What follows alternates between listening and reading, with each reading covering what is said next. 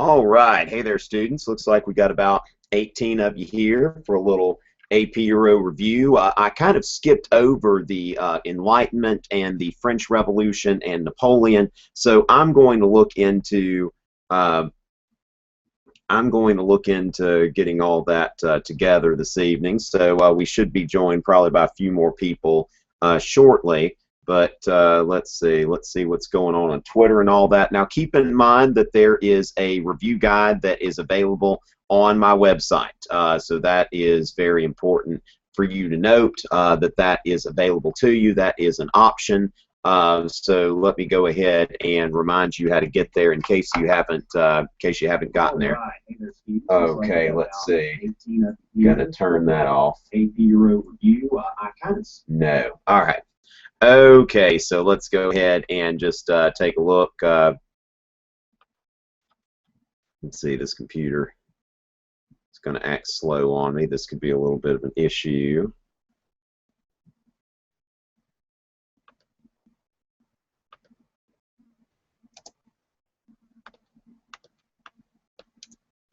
All right, so basically go to tomrichey.net/euro and you'll be able to get my review guides. All right, so keep that in mind. Let's see, we've got still some more slowness. See if I can close some things out here. Oh, come on.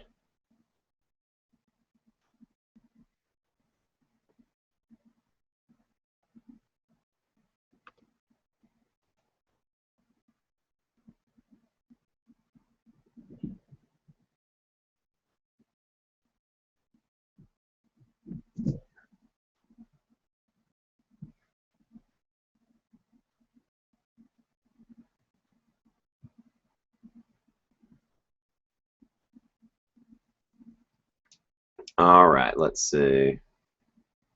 Okay, it's working now. I'm going to close out some other stuff here, see if we can get this going. Sorry for the delay.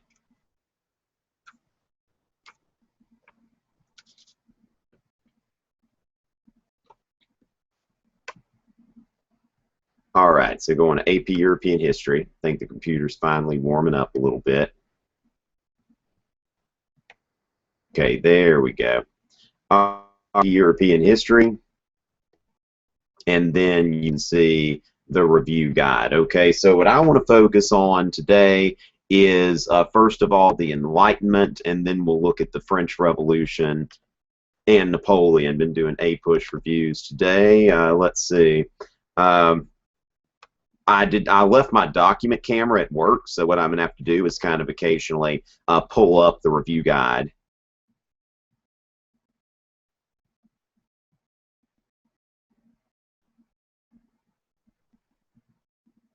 Which is, of course, going to act slow for us.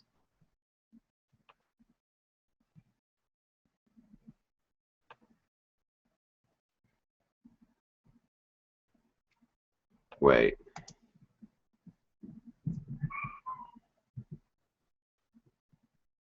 Okay, does my computer still think I'm at school? I don't know.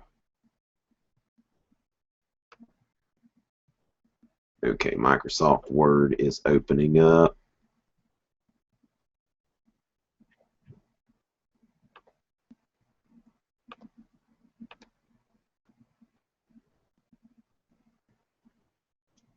Okay, let's see.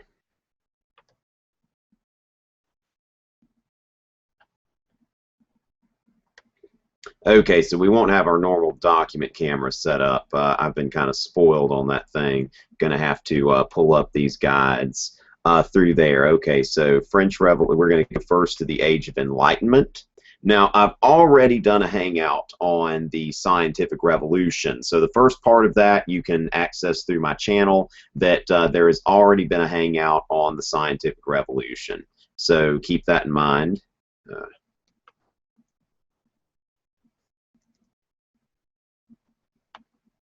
And so now we are going to go straight to the Enlightenment. Okay, so let me go ahead and introduce that to you. Now, the Enlightenment, let's see, I need to make sure that I'm kind of looking at questions and all that stuff. Keep in mind, if you send something in via Twitter, it's much easier for me to see what's going on, because when I look at the stuff from the chat, you know, a lot of times there's just a whole lot of stuff there. So if you tweet, it's a little easier for me, because also keep in mind that there is you know, there's a lot of stuff that goes on the chat that y'all are talking to each other. So keep that in mind. If you've got a direct question for me, the easiest way to do that is to tweet at me. Okay, so what would we do without Mr. Richey? Who knows? Maybe you would have, you know, be doing something something fun or something like that. Let's see. All right, thank you very much. Yeah, watch the ads, okay? If you watch the ads, that way, you know, either 30 seconds of the ad or half the ad, whatever's shorter or something like that. All right, it looks like Nalani's back. Awesome. A lot of y'all are still here. Let's see. Ileana is here. She's been at a lot of these. Hello, Ileana. And then Sheepless Knight is here. So we've got a lot of people here. Keep in mind, you can tweet at me at Tom Richey, and we might actually be joined by a couple of other YouTubers. I noticed that there are a few YouTubers that are taking Euro, and I thought that it might be a good idea for them to call in. So if I can, you know, I'll probably go ahead and invite them to this thing. Let's see. Let me go ahead and just do that. I'm going to get to content very shortly. We got 41, so our audience is getting back up about to where it should be. Let me go ahead and invite a few folks.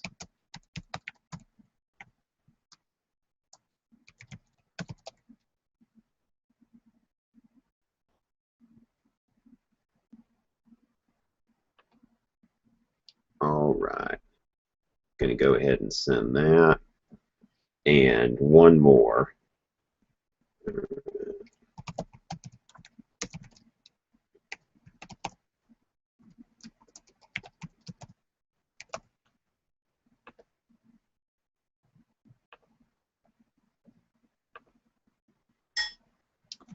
All right, I'm going to go ahead and do that. Got those invites sent out. Okay, so let's go ahead and get started. Now, the Enlightenment. Keep in mind that we've already been over the scientific revolution, where people are seeing like, hey, you know, we can do like this science stuff. Like we can start actually understanding the world in some sort of rational fashion instead of blaming everything on witches and, you know, acts of God and that sort of thing. Keep in mind, we're still kind of in that mindset on an insurance policy. It might say even today that it covers or doesn't cover acts of God. So, I mean, that's something we still kind of look at that in those terms, but the scientific revolution is starting to kind of challenge that. We start to see the law of universal gravitation. We see that the universe is heliocentric, or, you know, really we don't even know the center of the universe now, but we're figuring out, okay, the Earth is not necessarily the center of the universe. And the Enlightenment really kind of builds upon the scientific revolution. And really what it does is, where the scientific revolution is about applying principles of science to science, the Enlightenment is about taking principles of the scientific revolution, principles of science, and applying them to society. Maybe we could run society in a little more of a rational way. Okay, so let's think about, first of all, some of the buzzwords of the Enlightenment. Okay, so let's go ahead and take a look at that. Think about the buzzwords of the Enlightenment. I've got 5 buzzwords for you: reason, science, progress, liberty, and toleration. And reason, of course, comes first and foremost. Now, reason as opposed to emotion.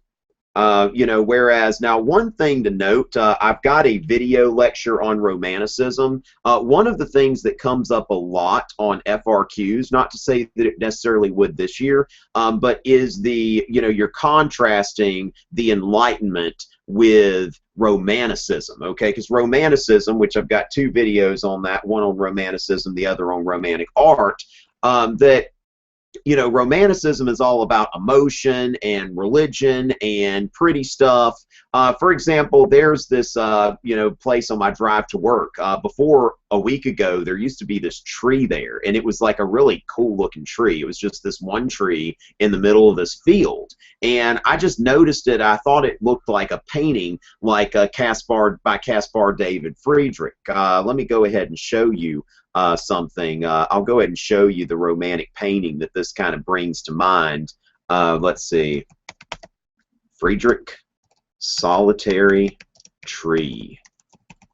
All right, this is going to be very, very cool in a romantic looking at nature sort of sense here. Okay, so there is Friedrich's solitary tree. And it's just, you know, you notice sometimes like this tree's just like in the middle of stuff. And let's see, let's try to get a little better of a thing here. Let's go ahead and visit the page and pull it up so we can just look at this in all of its beauty. And come on, scroll down. You know, stupid technology. You know, the Enlightenment and all that. But see, there is that tree that's just there in the middle of things, and it's like, whoa, that tree is so cool. That is a really pretty tree. All right, and you know, my daughter was in a meadow a few, you know, weekends ago that's near the house, and you know, she was just like, this meadow is so very beautiful. You know, it's just like our inner child is like, you know, we like nature and beauty and all that stuff. Well, a week ago they like bulldoze that tree, like they're going to build a school there or something like that. I mean, you had this like pretty field with this tree in it, and you know, they're going to tear that tree down to build a school. Now, that's the way a romantic would look at things, all right? But the way that an enlightened person would look at it is like, well, you know, education's being furthered. I mean, that's a good thing. You know, I mean, we want to, you know, if we've got to tear down every tree to create schools and to create factories and to create progress, and, you know, they embrace the enlightened philosophers, embrace technology, embrace science, embrace any sort of progress. Okay, so keep that in mind, that all of these things are very critical to the Enlightenment. Reason, basically relying on rational methods rather than on emotion. Science, the idea that science has the answer to our problems, that we can improve ourselves through science, and that has several answers for us. And progress, okay, the idea that humanity is constantly making progress. One thing that comes up is the idea of perfectibility, okay, that at some point through the application of reason and science, human beings can figure out how to perfect their world through this, you know, through these rational methods. Now, keep in mind, this goes in direct opposition to traditional Protestant Christian views of human nature. You know, when you think about like a lot of different sects of Christianity talk about how we have a fallen nature, that we live in a fallen world, and, you know, that we need to be saved. Whereas the Enlightenment is more like, okay, we are ignorant. We don't necessarily need to be redeemed. We need to redeem ourselves, is the point of view here. So they believe that one day, if we can embrace this scientific mindset, we can perfect ourselves and kind of take humanity to the next level. All right, so we've got that. Now, one of the classic texts, what I typically lead off with when I'm teaching this class, as far as a primary source, is Kant's What is Enlightenment? All right, Kant gave a lecture, Immanuel Kant, What is Enlightenment? And he defines enlightenment as an escape from nonage, okay, what he calls nonage. Now, nonage, note that this word means non-age. Basically, think about that you are trying to go into a bar. If you're taking AP European History and you try to go into a bar, that's probably not going to work out so well. Let's see. I'm trying some other light. No, that just looks weird. Like I'm on some kind of scary movie or something like that. Just kind of still kind of learning lighting and all of that stuff. Yeah, we're not going to do that.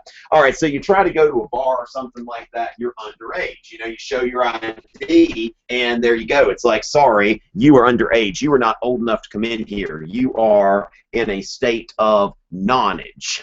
Whereas when you look at people, you know, there are some people that embrace rationality, and there are some people that are children, all right? And I don't know, even if some of you in high school, think about if you've ever met an adult child, okay? I mean, think about it. You ever seen some, and you're like, whoa, you know, you are old enough to be so much more mature than that. And not necessarily somebody that likes acting silly and all of that kind of stuff, but somebody that really, like, you know, maybe they're in their 50s or 60s and they've never questioned anything in their life. That they still believe everything that other people have told them about the world, and they've never spent time doubting, like Descartes says, and they have never spent time questioning, okay? It's like basically whether they hear it from the government or whether they hear it from the church, they just never really spend time reflecting, and they continue to be children, okay? And the whole idea of enlightenment, according to Kant, when he's asking what is enlightenment, enlightenment is an escape from knowledge, is starting to think for yourself instead of just taking what the authorities tell you to think. And that is where humanity can become an adult, that it's not that we are of a fallen nature. It's not that we live in a fallen world. It's just that we're a bunch of little children and we're immature, and we need to start thinking about for ourselves, and we need to grow up. And once humanity decides to grow up, then things will be a lot better. All right, so that is the idea, that let's not just be adults like, you know, in terms of age, but let's be adults like in terms of the way that we think. And keep that in mind, that that is really the spirit of the Enlightenment, is this idea of thinking for yourself and not trusting the established authorities. Now, who are these establishment authorities you're talking about, Richie? Okay, let me tell you about some of these established authorities. There are two of them that are very glaring, okay? You've got the church and you've got monarchs, okay? So keep that in mind, that you have the church and you have monarchy and government, okay? So government, especially, you know, monarchy. And so philosophes, they had an anti-clerical spirit about them. So, you know, and by anti-clerical, I mean as far as, you know, anti-clerical means basically anti-church establishment, okay? Now, keep in mind that clerical, if we think about clerical today, we're thinking about like secretary work and stuff like that.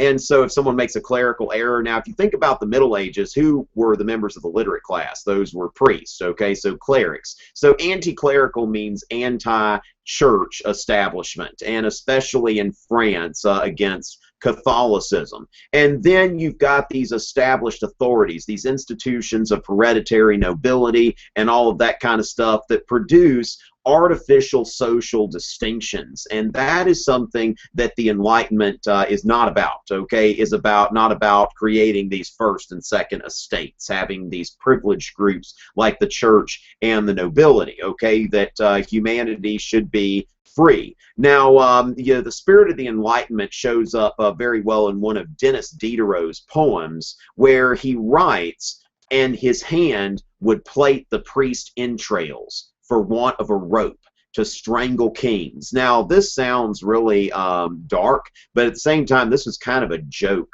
Denis Diderot wrote this poem. You know, they've got this tradition in French countries, and I'm from Louisiana originally.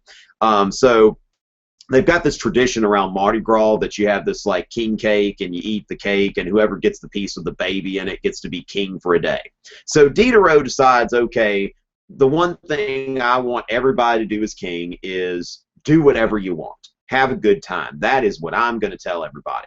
And then he gets it again the next year, and he's like, again, have a good time, be yourself, all that stuff. Well, third time he's ready, because Denis Diderot is a writer, okay? So he's, you know, writer of the Encyclopedia, great presence of the Enlightenment, and all that kind of stuff.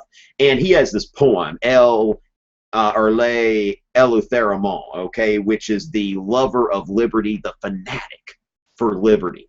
And it's talking about what this guy would do. And he says, like, you know, the line before this couplet that's often quoted is he says, I wish neither to give nor receive laws, that I have absolutely no interest in bossing anyone around. So he looks at these institutions that are famous for bossing people around, and he doesn't like them, church and government. So keep in mind that the Enlightenment is about liberty, is about freedom and that sort of thing. And that's what Kant says that all the Enlightenment needs is freedom in order to prosper, that we need to get rid of all of these artificial distinctions. You see the roots of classical liberalism here, which is something we talked about last night. All right, so toleration, specifically in matters of religion, okay? That there should be no reason that people are fighting over religion. And that's one thing that the philosophers, which this is some kind of fancy French word for philosopher, these Enlightenment philosophers, they look back, like Voltaire, you know, would look and he would see, like, all of these people are killing each other because of religion. There's actually a part of his philosophical dictionary where he's writing this story, like this reflection, that he says that I was sitting there and I was contemplating nature, and I was contemplating the bigness of God who created this. And, you know, I thought about what an idiot someone must be to not believe in God, you know, not see this being out there. Of course, with Voltaire, there are so many people, like anybody that disagreed with him on about any issue, they did that because they were an idiot. So it's just how stupid someone must be to be an atheist, Voltaire says, when he looks out at the divinely created world. And he runs into this genie, and this genie takes him on a journey. And in this journey, you know, the genie shows him stuff. He shows him all of these bones. And Voltaire's like, what are all of these bones, these stacks of bones that are going so high into the sky?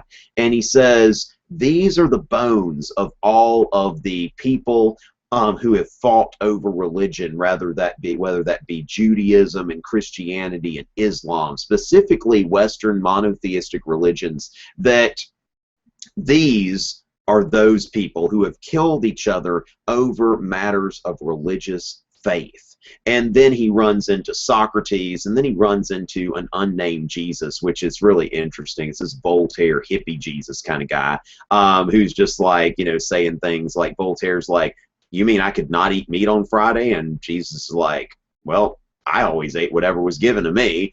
And Voltaire was like, well, do I have to tell some priest my business in order to be forgiven my sins? And Jesus is like, I never told anybody my business. And then he's like, yeah, there was something else that he said. That, yeah, basically that, you know, didn't you say one time that you came not to bring peace but a sword? And this Jesus character says to Voltaire, he says, whoa, whoa, whoa, whoa, that was a scribe's error. Probably didn't mean anything by it, but I said, I didn't mean to bring a sword, but peace, dude, you know, like that sort of thing. So Voltaire's kind of reimagining Jesus. Now, of course, Voltaire believed that, you know, Jesus was a real person, a great philosopher, but he believed that Christians have misunderstood it, because keep in mind that for somebody of the Enlightenment, something must be compatible with reason in order for them to believe it. Now, this is a difference between natural religion and revealed religion.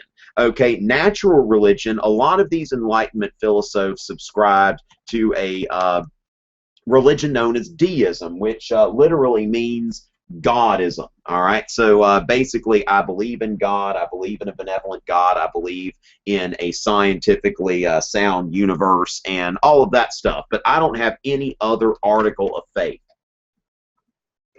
Now, the Enlightenment philosophers, a lot of these guys believe that knowledge of God comes from nature, experience, you know, basically nature, experience, reason. I experience God by having contact with nature, thus a natural religion. Now, a revealed religion such as Christianity. Okay, so Christianity is an example of a revealed religion, and knowledge of God comes from divine revelation. That would be, for example, the Bible. Oh. Okay, it's auto-saving. It'll be right back.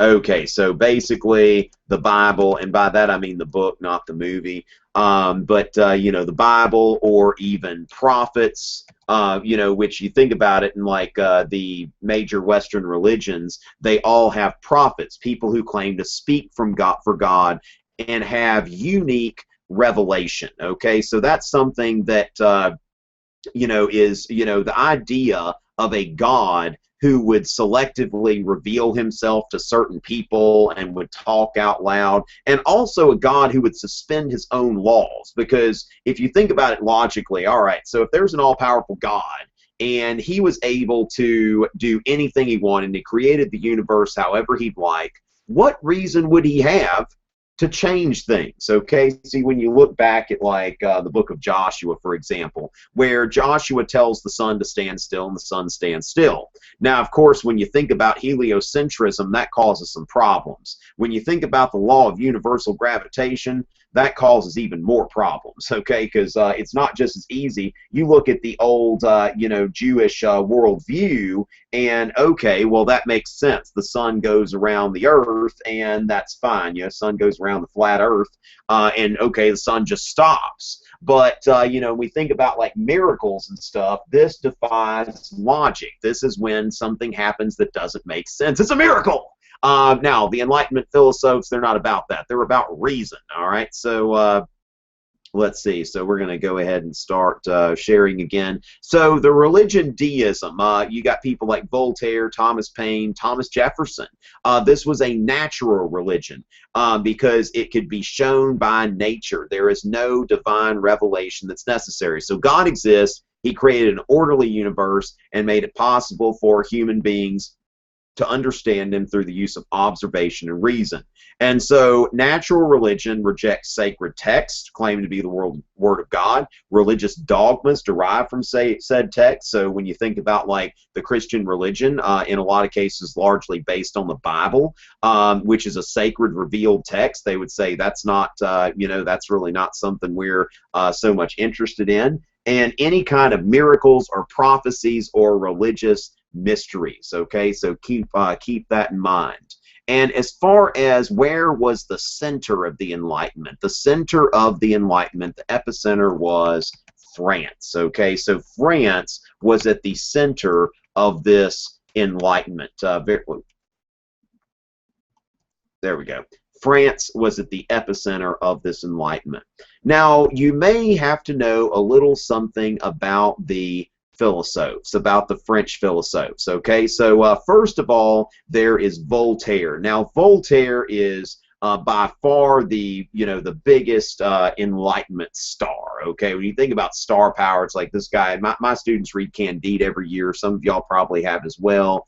So you know, we've got Voltaire, and then, you know, he's, you know, the author Candide and all kinds of other books, and just you know, really big player in the Enlightenment. So let me tell you a little bit about these four guys who you're probably more likely than anybody to run into on the exam. Okay, so we'll talk about just their notable published works and that sort of thing. All right, so Voltaire, Candide. Okay, so that's Candide also wrote you know, a book on Louis the 14th.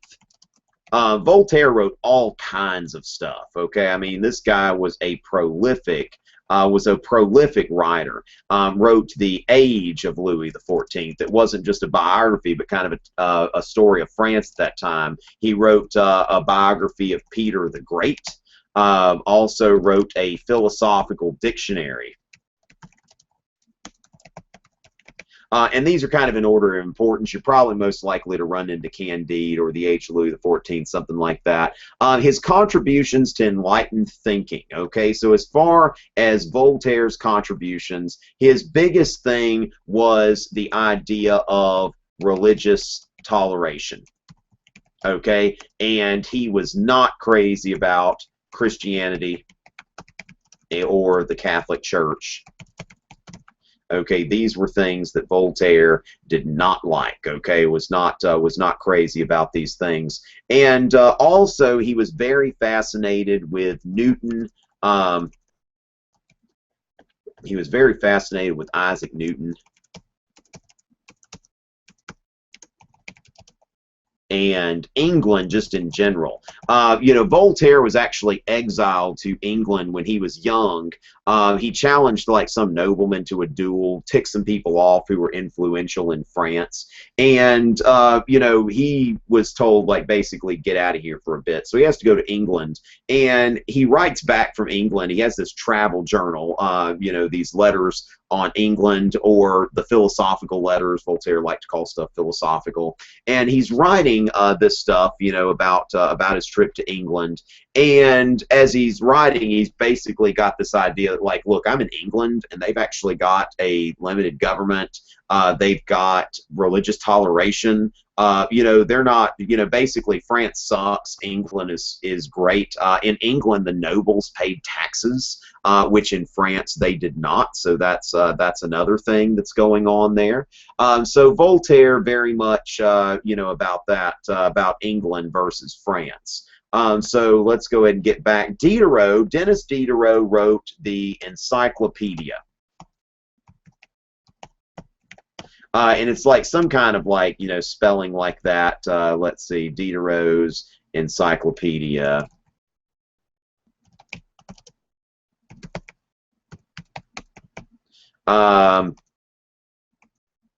Encyclopedia, or, you know, you can just put that Diderot wrote the encyclopedia. All right, and basically, okay, this is the first encyclopedia, which the whole idea of an encyclopedia is this is a the encyclopedia is an idea that let's get knowledge together from an enlightened perspective, and, you know, basically outside of the control of the church, outside of the control of the state, let's just have private individuals making contributions here. So you think about, you know, World Book or Britannica or Wikipedia or anything like that, all of that goes back to Denis Diderot, who had this idea of let's put all the knowledge we have in one place.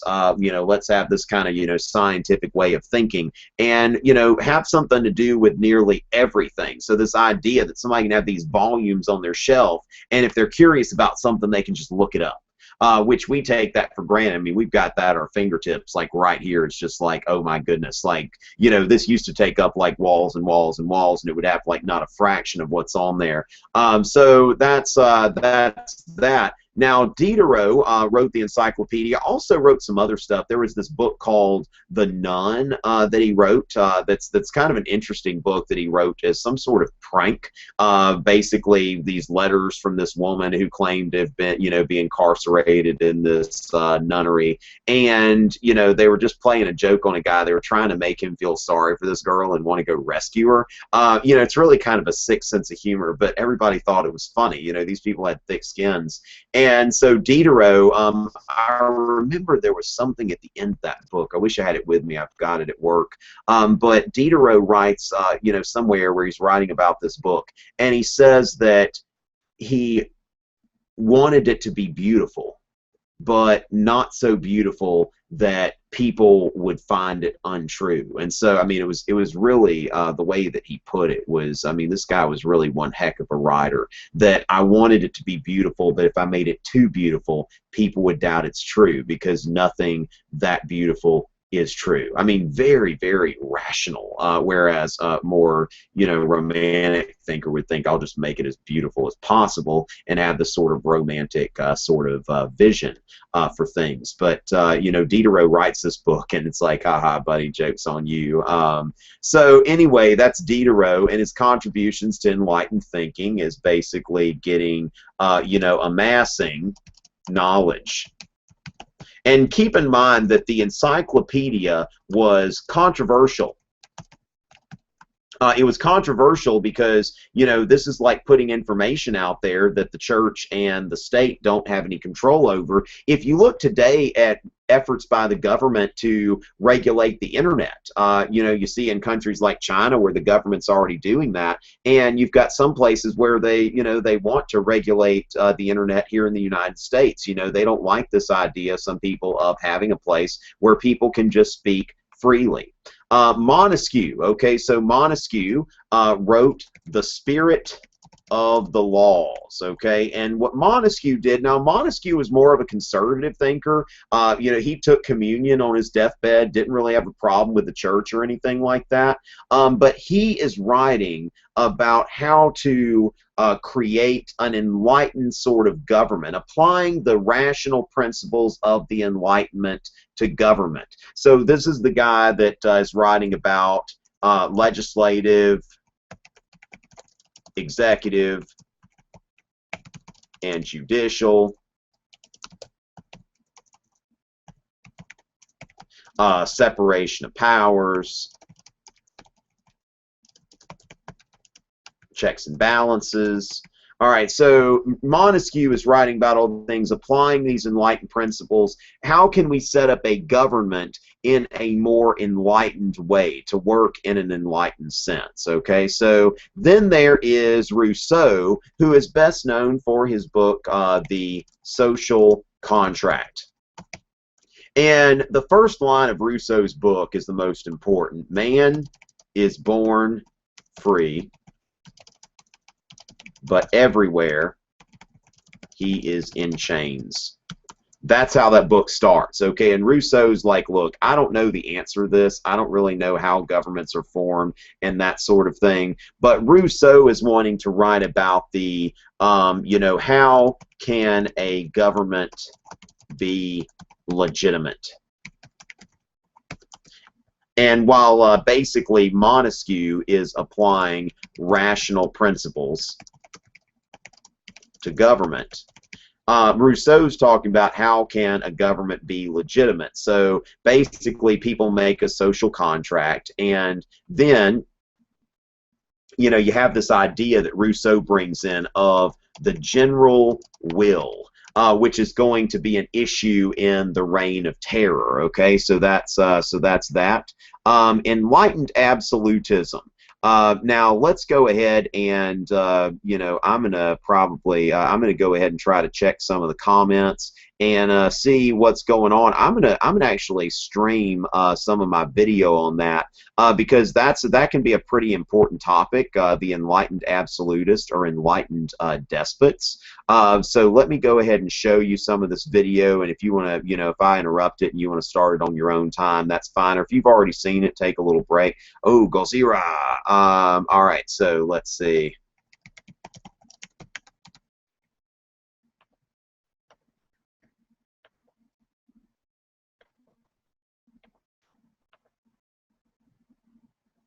Yeah, y'all didn't even know what I was talking about. Gozira, yeah, see, that makes a little more sense now, doesn't it? Got the right thing sharing now. Okay, so you want to see something cool? Absolutism. Whoa, check me out, check me out. All right, first one. All right, so there we go. Let's go ahead and take a look at enlightened absolutism. I always say history is not boring. What real people do is better than fiction. Charleston is unique from other cities to visit. I think because so much of the history has been preserved, but it's still a living city. Charleston is a site where so much history that is written about. Whoa, what just happened?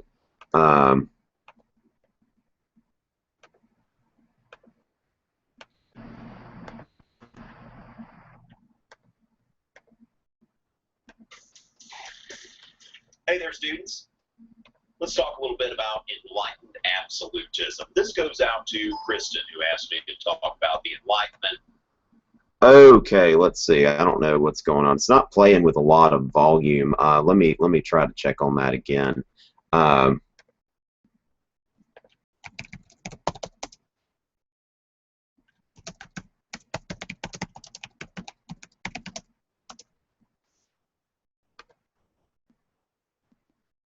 Somebody in this town is going to die. Please don't shoot us on sex night. From the guy who brought you Ted. There we go. Hey there, students. Let's talk a little bit about enlightened absolutism. This goes out to Kristen, who asked me to talk about the Enlightenment or enlightened absolutism. So I'm going to go ahead and talk about the enlightened absolutists. And these are monarchs in the 18th century. They tried to apply the principles of the Enlightenment to the administration of their kingdoms. A lot of philosophers, such as Voltaire and Diderot and Kant, were supportive of this development because they believed that monarchy was going to be the best way to topple those institutions of the church and the nobility, and to further Enlightenment ideals of religious toleration and freedom of expression and all those other things. They didn't think that this was going to go from the bottom up, somewhat of an elitist approach. They believed in a top-down approach to enlightening society, that enlightenment could not happen without the intervention of a strong ruler, a philosopher king, so to speak. Now, Frederick the Great really captures this in a letter that he wrote to the philosopher Voltaire. He wrote, "Let us admit the truth. The arts and philosophy extend to only the few.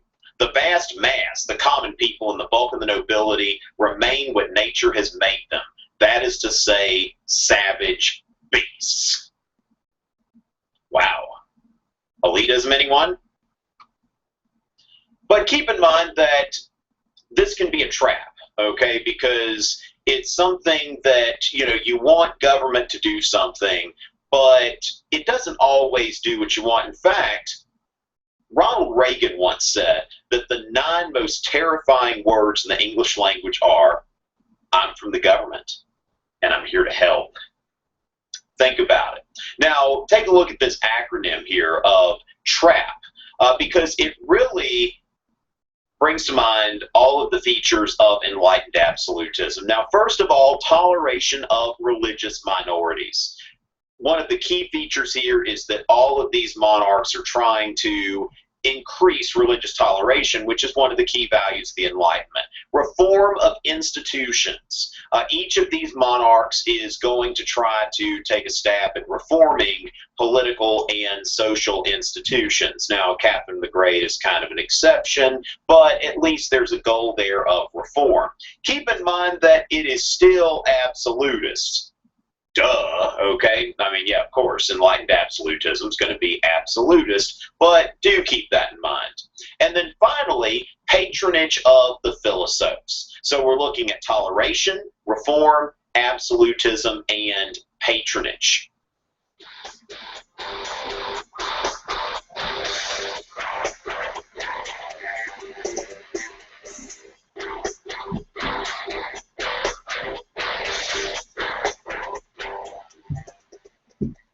Our 3 most prevalent enlightened absolutists are Catherine II of Russia, Frederick II of Prussia, and Joseph II of Austria. So all 3 of them are the second. Keep in mind, though, that Catherine and Frederick also have the add-on the Great as a title. So a lot of times you'll see Catherine the Great, Frederick the Great, Joseph the Not-So-Great. We'll see why in a second. So I'm going to go ahead and talk about each of these individually. Let's go ahead and start off with Frederick the Great of Prussia, who is, in a lot of cases, seen as the most successful of these enlightened absolutists. Now, Frederick defined himself as the first servant of the state. He believed that as king, his job was not just to rule over his country, but to be a benefactor, that he should be concerned about his subjects. In fact, early in his reign, he published a tract against Machiavelli. He believed that Machiavelli was wrong in saying that, basically the prince should do whatever he needs to do to shore up his power. Frederick believed that a prince or a king should be chiefly concerned about the well-being of his subjects. And Frederick patronized the philosophers. In fact, Voltaire was a regular correspondent. For a while, Voltaire lived at his court. We see in this picture here, Voltaire sitting at the table with Frederick and his courtiers and having a great time. Well, that was a lot of fun, until it wasn't. Voltaire eventually got tired of Frederick because Frederick had a lot of these features of traditional absolutism that Voltaire became disillusioned with, and so for a while it was nice, but then it wasn't. Now, Frederick is also concerned about the well-being of his people, about the advancement of science and agriculture and that sort of thing. Here's a picture of Frederick inspecting a potato harvest. He's like, "What you got there, peasant?" "Ooh, I've got a potato." "Oh, that's really cool." Now, keep in mind, potatoes were introduced as a new crop during Frederick's reign. Keep in mind that potatoes are good for you because they have a lot of calories. They're packed with calories. In fact, that is why when people are going on a diet, a lot of times they're told, don't eat potatoes. You need to stay away from those because that is high in calories. But for people who otherwise wouldn't have anything to eat, that's great. Religious toleration. Frederick has one of the best, most generous religious toleration policies in all of Europe at this time, although Protestants were still favored for key governmental posts. Now, keep in mind that Frederick was somewhat of a religious skeptic himself, so this was easy for him to do. He wasn't really tied back by a lot of devotion to a particular religion. Frederick did reform his state, reform the civil service, how people were going to be selected to serve in his administration.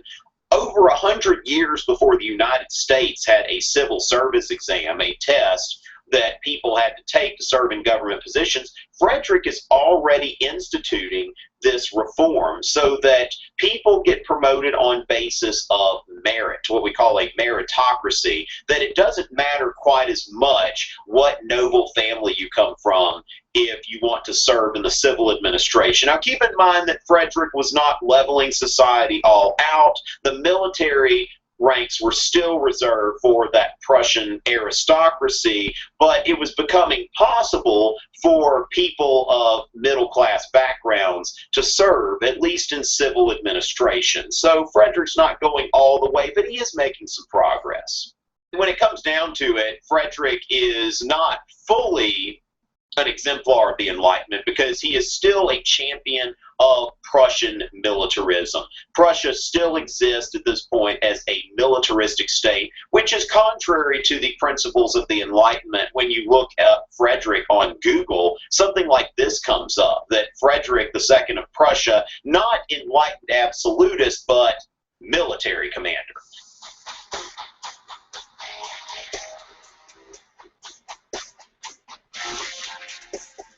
Let's move on to Catherine the Great of Russia. Now, Catherine came onto the scene as the wife of the Russian Tsar, and this guy had a very mysterious death and died less than a year after he took the throne, and it's very likely, almost a given, that he was assassinated, and equally almost a given that Catherine had something to do with this plot to assassinate her husband, okay, that she was helping out with this sort of thing, kind of like shake and assassinate or something like that. And this is going to kind of dictate things for Catherine because there's not going to be a whole lot of reform during her reign because she's really dependent on the nobility. Now, Catherine was really the least ambitious of the enlightened absolutists in terms of reform and that sort of thing, but she was awesome at patronizing the philosophes. Catherine found out that Denis Diderot, the editor of the encyclopedia, had run on hard times, and she decides to purchase Denis Diderot's library. Now, you might be thinking, hey, he's a philosopher. He needs that library. After all, what's a philosopher without a library? But then she says, hey, Denis, why don't you hold on to that library and be my librarian, and I'll pay you a salary to look after my library. You can't beat that. I mean, that's some pretty mad patronage. Diderot's like, all right, let's do it. And she corresponded also with Voltaire, who, as we know, Voltaire had a really big ego. And imagine this queen is corresponding with him, telling him how great he is. Well, Voltaire is going to reciprocate by talking about how great she is. So really, Catherine's got a great PR machine going on because she's being so good to these philosophes who are in turn being very good to her because anybody appreciates flattery. And then there is Pugachev's rebellion, which really shows how Catherine was not extremely ambitious in her program of reform. In fact, this rebellion, the way she put it down, was much more absolutist than enlightened. Here is a Soviet-era stamp with Pugachev on it. Now, of course, for Catherine and the Tsarist regime, Pugachev would be a villain, but for these communists who overthrew the Tsarist regime, Pugachev becomes sort of a working class hero. So depending on what side you're on, Pugachev could be a villain, or Pugachev could be someone who is a freedom fighter, someone who stands up to tyranny. Now, partly due to Pugachev's rebellion and partly due to Catherine's dependence on the nobility, there wasn't a whole lot of reform under Catherine's reign. Okay, so she did not abolish serfdom or make any serious legal changes or anything like that. So that's very important to note, that Catherine was very light on the reform, very heavy on the patronage of the philosophes, and defending her absolute rule. In case you're wondering whether Catherine died committing a lewd act with a horse, that's not true. I don't know where that came from. Sorry to disappoint you.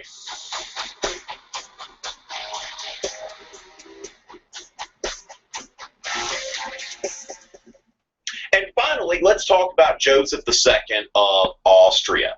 Now, in remembering Joseph II of Austria, we need to keep in mind that he was the most radical and the least effective of the enlightened absolutists. Of course, there's a reason for that. A lot of times when your goals are overly ambitious, you don't make sure people are on board with you, you're not going to be as effective as somebody who has more modest goals and enlist cooperation of people that matter. So, most radical, least effective.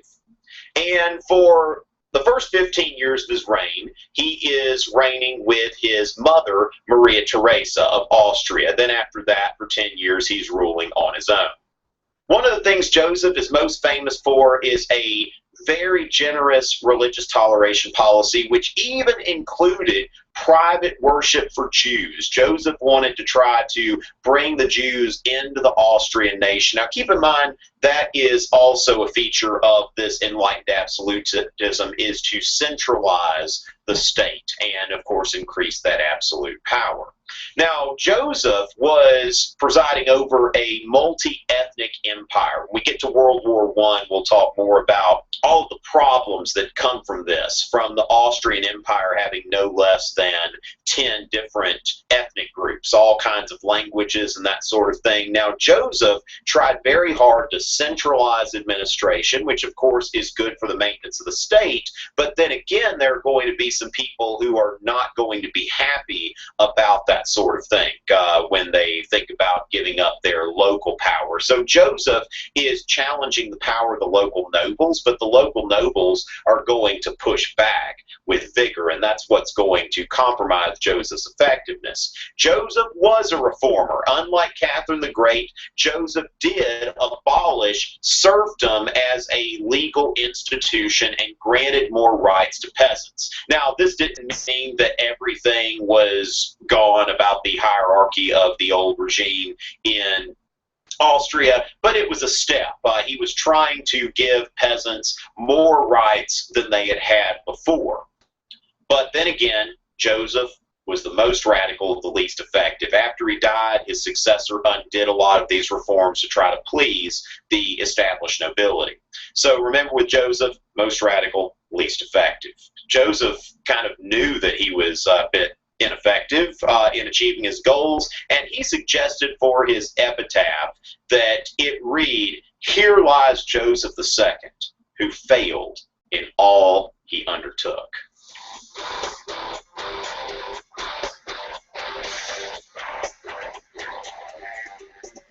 So finally, let's remember our acronym for enlightened absolutism. It's a trap. Toleration of religious minorities, reform of institutions, absolutism, and patronage of the philosophes.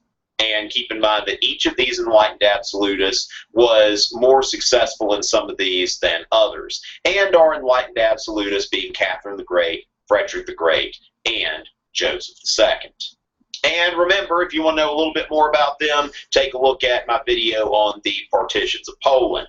And of course, I've got all kinds of other videos that you are welcome to subscribe and see when those come up. Check out my channel. Otherwise, until next time.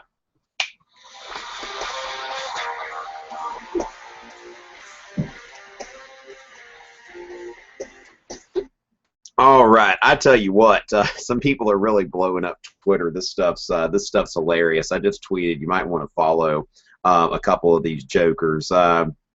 Let's see. We've got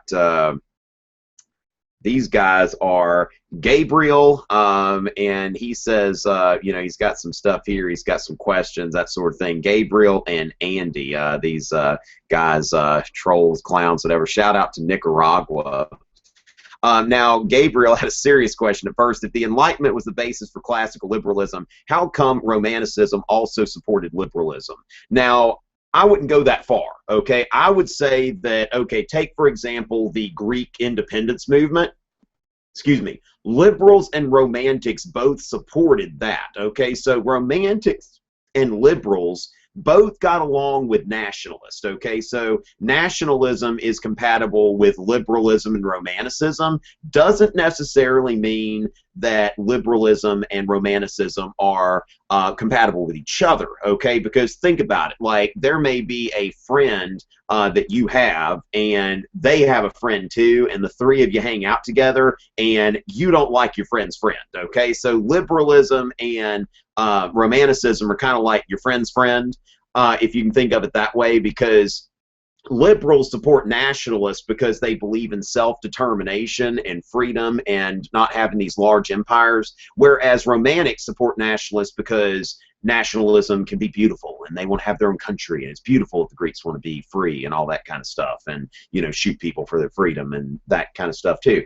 So the thing is, liberals and romantics, we're thinking about like progress, okay? So the romantic thinks about the beauty of things, whereas the liberal thinks about progress, okay, and wants, and kind of looks at uncritically at science and technology and that sort of thing. Now, these guys kind of have a liberal streak. You know, they're like, hey, they're very pragmatic. How about we don't talk about Louisiana? We talk about maybe Enlightenment, French Revolution, American Revolution, maybe Napoleon. And I told him, why don't you just shut up and listen? And then Gabriel says he appreciates me doing this, but why can't I get to the point? Because time is what we don't have. And then he wants me to explain the social contract in more detail. This guy needs to make up his mind.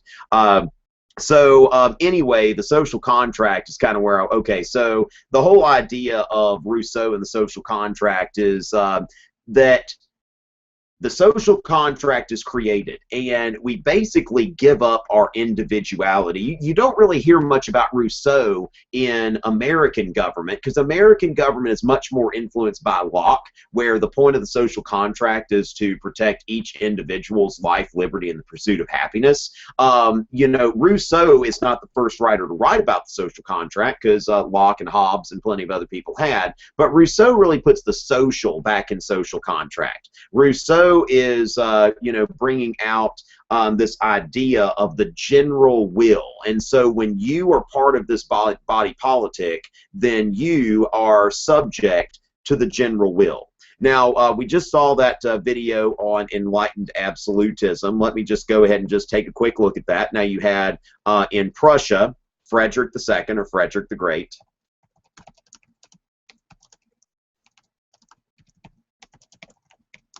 Then in Austria, you had Joseph II,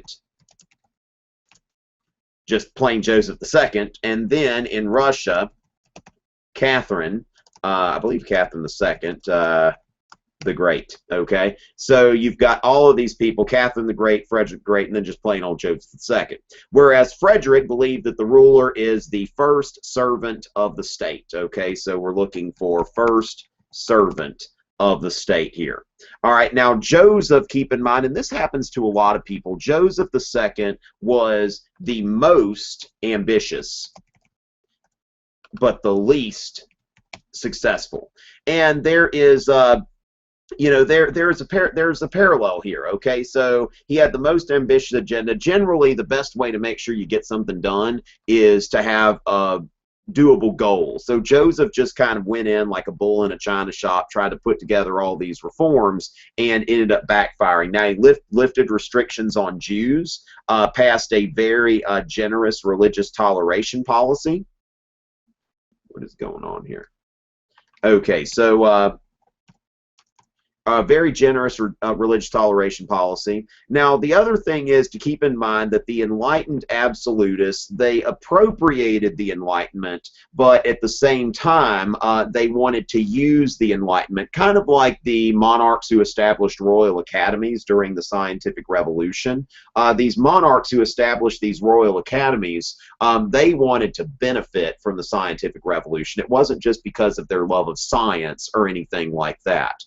So just like that, these enlightened absolutists are seeking to further their power to consolidate their states. Now, Catherine the Great was the least ambitious of any of these because she had enlisted the nobility in a conspiracy to assassinate her husband.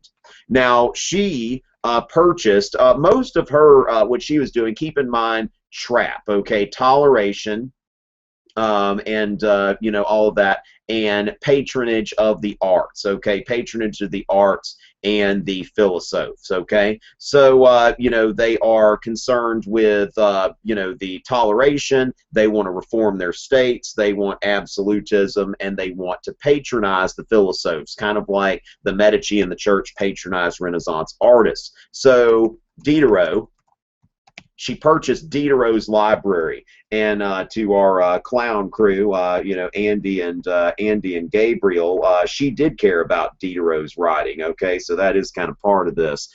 So purchased Diderot's library and paid him to be the librarian. So although Catherine is not really doing a whole lot in her country to promote Enlightenment values because she's kind of tied down by the nobility and her dependence on them, she is doing a lot to further the Enlightenment and to further education and that sort of thing. And one of the most famous incidents of Catherine's reign is the brutal way that she put down Pugachev's rebellion. All right, so Pugachev's rebellion happens during that time, and Catherine, you know, when there was a challenge to her rule, she did not take too kindly to that.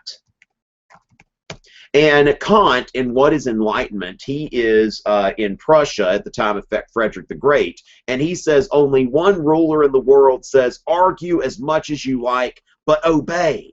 And this is really the spirit of enlightened absolutism in a nutshell, that, you know, the principles of the Enlightenment are great, and I want to promote those principles as long as they further my rule and as long as somebody doesn't rebel. Okay, so keep that in mind, that that is part of these principles of enlightened absolutism, that they're really using the Enlightenment. And while people like Voltaire thought that we can only have enlightenment from the top down, you know, you really see here that there are limits to promoting the Enlightenment from a seat of absolute power. So they want religious toleration, free speech, the press, private property rights, patronage of the arts and sciences, but don't rebel. Okay, they don't like that sort of thing. All right, so that about sums up the Enlightenment. Let's go into the French Revolution and Napoleon. Now, I've got several videos that I have done on the French Revolution, so there are lots of lectures here, and that's probably going to be your best tool for taking a look at this, because the French Revolution is extremely complicated. It's a mess. It's one of those things that I can't really just say, hey, I'm going to give you like the French Revolution in 10 minutes or something like that, because there are a lot of ins, a lot of outs, a lot of what have you, as you know, the dude says on The Big Lebowski or whatever. But you've got you know, just a lot of stuff going on. So what I'm trying to put together is, I don't have like a full series yet, but I've done 4 different lectures on the early phases of the French Revolution. So I'll go ahead and give you a quick synopsis, but do keep in mind that we need to that you're going to have to do a little more research on your own. Now let me see what's going on. You know, this guy seems reliable. Thank you, Marco. Let's see, she's only Enlightenment because her patron of the philosophes. Okay, very good. Yes, and Emperor Joseph II in Austria abolished serfdom, which it was kind of put back by his, by the people that followed him. All right, so great. Looks like a great conversation is going out here. Hopefully, we got some people aiming for 4s and 5s. Don't give up, Andrew Andrews. You can make a 4 or 5. All right, so a Star Wars reference. Yes, it's a trap. That was a Star Wars reference. Okay, so yeah, good to see all of this stuff here. Now, I'm not sure if I would consider Frederick the Great a politique. I mean, certainly he didn't believe in religion dictating things, but he wasn't. That's really probably more restricted into the Reformation and the religious wars. So I wouldn't necessarily generalize that term politique, because by this time religion's getting to be a little more. Just don't put that in the same box together is what I would say there. Understanding main concepts of each period, how these details come together. Okay, I've gotten a few questions about that, which not sure how far we're going to, as far as me painting everything with a really broad brush. That might be on the morning of the exam. I'm going to be reviewing between 9:30 and 11. And I'm going to be talking about things kind of a more last-minute review. All right, so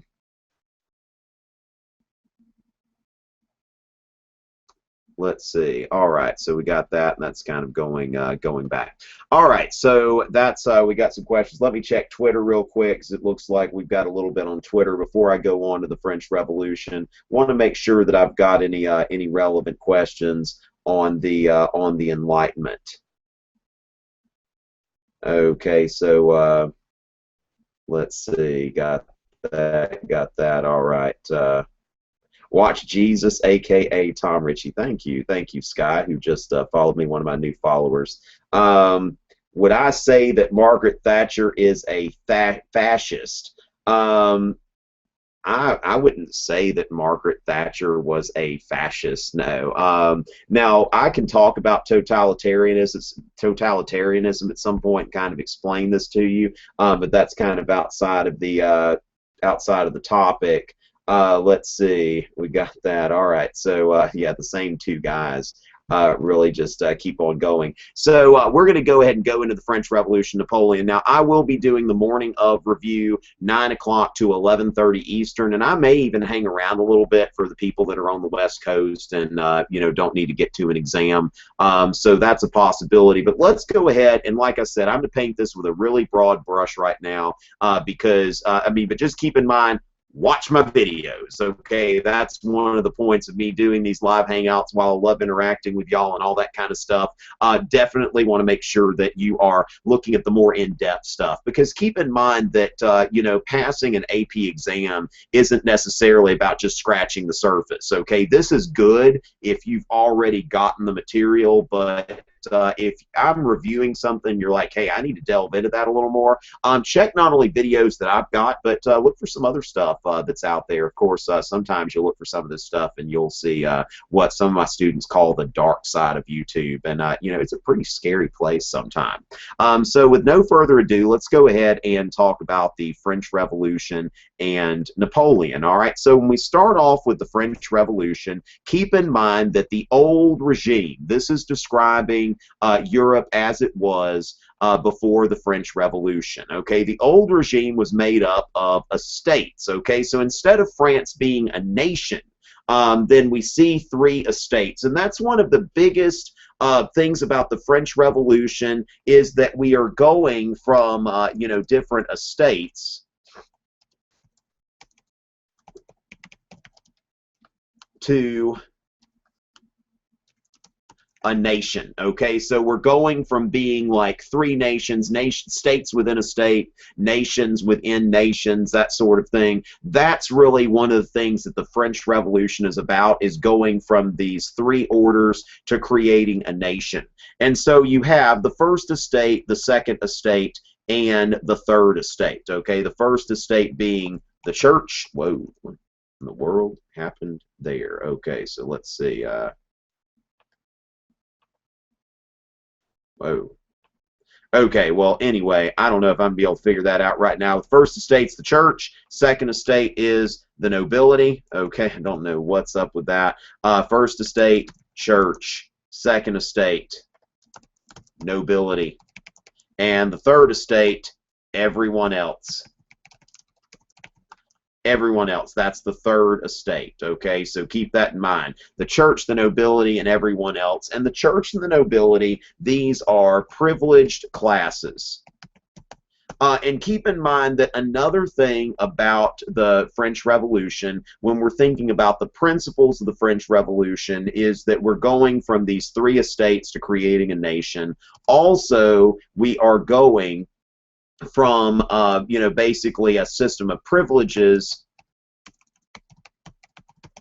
to a system without privileges, getting rid of the privileges of nobility, whereas these people had received special treatment under the old regime. All right, so what brings this all into, you know, into existence is the problem is debt, okay, which I don't know if y'all can imagine a country with a lot of debt. We don't have to look very far. The United States, I don't know if they have a whole lot of debt in Nicaragua, but they've got debt in the United States. But the French monarchy was in debt in a lot of cases due to its inability to tax the privileged orders. I'd already mentioned that Voltaire went to England, and when he went to England, he is noting that the nobles in England pay taxes. Everybody pays taxes. Whereas keep in mind that in the United States, you know, think about if we were to take the top 3 to 5% of the country and say, you don't have to pay taxes. We'll just put the taxes on everybody else. That is a lot of revenue that you miss out on. So the French have this system that exempts nobles and the church from paying taxes, and the tax burden falls on the people who are least able to pay it. And the monarchy can only raise so much money, and really the straw that broke the camel's back was France's support of the American Revolution. And keep in mind, this is indicative of 18th century warfare. One thing that you need to understand about 18th century warfare was very much concentrated on the balance of power. So in the French and Indian War, or the 7 Years' War, in the context of European history, you've got the British defeat the French, and they take away France's North American colonies. And France is pretty ticked off about that. So when the American colonies start rebelling, and then after the Battle of Saratoga, when it looks like they can actually be successful, then they say, the French are like, hey, we'll help you. Now, how does that help for French? It really doesn't. It hurts the British. So it's just like payback. You know, we're going to take your colonies away from you now. And so, you know, if we can't have our colonies, then nobody can. You know, that sort of thing. All right, so the British, you know, are going to lose their colonies, but in the process, the French make themselves bankrupt, okay? It's almost, you know, it's just like in order to hurt your friend, you also hurt yourself. And so moving into major events, the French Revolution. Now, this is 1789, okay, when Louis calls an assembly of notables, and this is an assembly of nobles in the church and all that kind of stuff. And Louis is requesting permission to tax the first and second estates, okay, trying to tax the first and second estates. And they basically say no. They say that we want you to call the estates general. And this is what gets everything started, is this meeting of the estates general, because the nobility and the church would not cooperate with Louis. Now, one thing to note about this is that in the 18th century, there was an aristocratic resurgence. Remember, Louis XIV had curtailed a lot of the privileges of the nobility. Well, Louis XV was a weaker king, and so was Louis XVI. So during this time, a lot of the stuff that Louis XIV had chipped away, they are bringing back, you know, they're coming back, okay? They're getting some of these privileges back. So that is very important to note. And so in 1789, now 1789 is a big year, okay? So keep that in mind. 1789 is important. And this is when Louis calls the Estates General, but he calls it according to old guidelines, okay? He doesn't change it. The Estates General hadn't been called since before Louis XIV. And if you put that into perspective now, if we were to call the U.S. Congress today, based on rules from 150 years ago, it would be a bunch of white guys, all right, that there would be nobody else that would be eligible to serve in Congress, like no women, no minorities, or anybody like that. So keep that in mind, that you've got this basically outmoded system where you have the Estates General that is being represented in a way that is really vintage. It's not current, and it didn't reflect current social and economic realities in France at the time. All right, so what happens here, it's called with old guidelines. Each of the estates receives 1/3 of the representatives, and they vote as a class. Now, I'm going to go deeper into that in my video, so hopefully you do that. Abbe Sieyès wrote a pamphlet called What is the Third Estate? And in that pamphlet, he begins with, what is the third estate? Everything. What has it been in the political order until now? Nothing. What does it desire to become? Something. So the third estate basically does all of the useful stuff, all right? The third estate is engaged in agriculture, they're engaged in business, they're doing everything that is useful. And then you call the Estates General, and when you've got these three classes, the first, second, and third estate, if the church and the nobility, who together make up about 3 to 5% of the population, if they vote together, the other 95 to 98% of the population, they're gone, okay? And so that's this system here, that the third estate is running the country, and they have zero political power. And that is what is at stake here in this first phase, this liberal phase of the French Revolution, which it's really about the bourgeoisie coming in during this liberal phase. The bourgeoisie, this is the French professional class. All right, these are the people who are, that we call them middle class, but when you think about middle class in America, it's a lot more inclusive. I would say the bourgeoisie, these are the people with six-figure incomes, okay, typically, that don't have titles of nobility.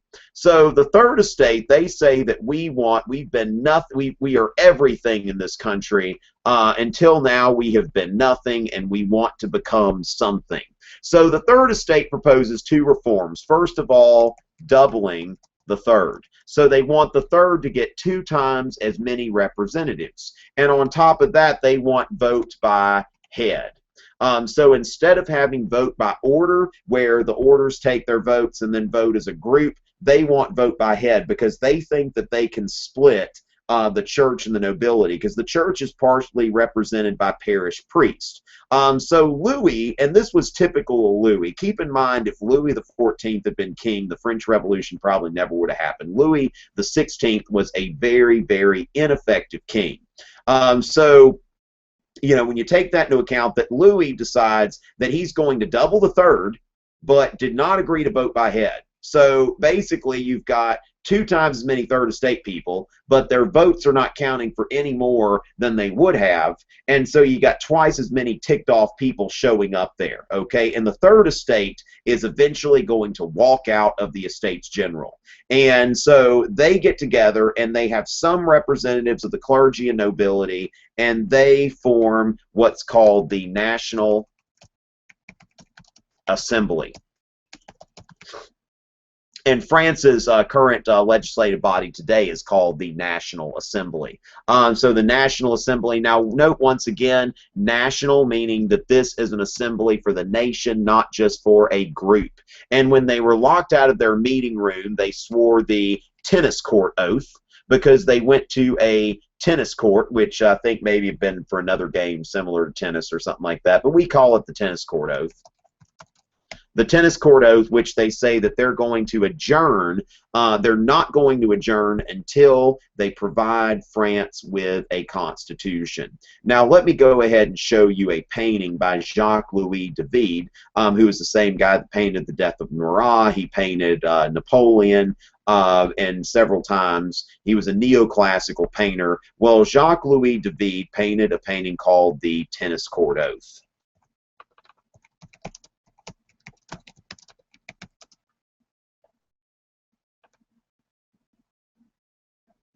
So what you see here, this is kind of a rowdy sort of thing. Looks like some sort of dance party or something like that. I describe this in a little more detail in my video. But notice here that you've got them swearing that oath, and here you've got a representative of each estate. You've got a clergyman, you've got a nobleman, and then you've got a member of the third estate. So these three guys are banding together, and it is showing this idea of France not as a collection of groups, but as a collection of individuals who make up a single body politic, and that is the goal that the third estate is pushing for. So the National Assembly's goal at this time was pretty modest, to create a constitutional monarchy along the model of the British government.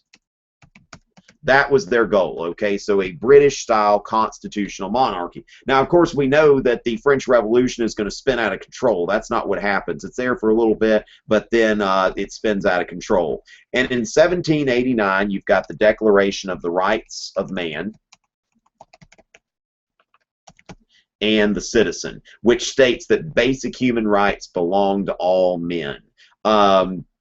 Now, there's another person, there's Olympe de Gouges, who writes the Declaration of the Rights of Woman and the Females. Oh, I haven't been sharing that with you. Okay, let me show you what I've just been typing, just so you can see all that. Let's see. So, got that. All right. So, National Assembly, constitutional monarchy along the model of the British government, and the Declaration of the Rights of Man and the Citizen. Now, Olympe de Gouges wrote the Declaration of the Rights of Woman and the Female Citizen, which has some very interesting stuff in it. Now, keep in mind that the French Revolution was not a feminist revolution, but it really gives birth to feminism. Before the French Revolution, nobody's really writing anything about feminism, and you start to see this feminist consciousness wake up, because the thing is, what has to happen is that once we acknowledge the rights of all men, before we acknowledge the rights of all men, then women aren't really thinking in terms of anything, because women, not all men are equal. But once all men are equal, then women start asking, well, maybe I should be equal. So think about the French Revolution as kind of a starting point for the feminist movement, which gradually kind of builds up steam. And I've got something in my review guide about that, about women's movements and that sort of thing. It's one of the handouts at the beginning. It's the guide that you can read. All right, so we've got the Declaration of the Rights of Man and the Citizen. And the decrees of August 4th, this is something, these abolish what was known as feudalism. Okay, feudalism, which is this idea, kind of a word that's, just kind of meaning the setup of the privileges of nobility and all of that kind of stuff. Feudalism, aristocratic privileges, the idea of, the dependence of the peasantry on the nobility. And another notable event from 1789 is the Women's March on Versailles. Again, you've got women coming in and participating here. The Women's March on Versailles, this angry mob of women storms Versailles and brings the royal family to Paris, and they have to stay there. Okay, so that's that. Now, then you've got the civil constitution of the clergy. Let me make sure I'm not giving you the wrong thing. That's either, I think it's 1791. The exact year doesn't really matter, but I don't want to tell. Well, actually, yeah, it's actually a little before that. The 12th of July, 1790 is the civil constitution of the clergy. And the civil constitution of the clergy is kind of the beginning of the radicalization of the French Revolution. Civil constitution of the clergy. And this basically subordinates the Roman Catholic Church to the state. Now, I've actually got a video on this. I believe it's one of my shorter ones.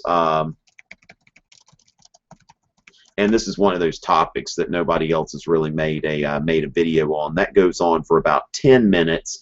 I'm going to go ahead and rest my voice and just kind of make y'all familiar with this video so you can see something about the civil constitution of the clergy, because I'm also, I'm also talking about in terms of the radicalization of the French Revolution. I think that the civil constitution of the clergy is a big turning point, because the 1789 revolution is about freedom and getting rid of aristocratic privileges and liberal reforms, creating reforms to get rid of privileges and to promote freedom. So that's something there. And then you've got the radical phase, the reign of terror and all that. And I think that the civil constitution of the clergy kind of creates a bridge between the liberal phase of the revolution and the radical phase. So I'm going to go ahead and put that. I think this is the only video specifically dedicated to the civil constitution of the clergy on all of YouTube. So let's take a quick look at that, shall we? Now's the time to ditch DSL. Get speeds up to 24 megs with Northland. It's the speed. Hey there, students. And I'll be checking Twitter and all that kind of stuff. I've got to take a little break, and I'll check Twitter and get back to you with some questions and answers as well. Here's the next installment of my French Revolution series. If you haven't seen the other ones, you might want to go back and look at those.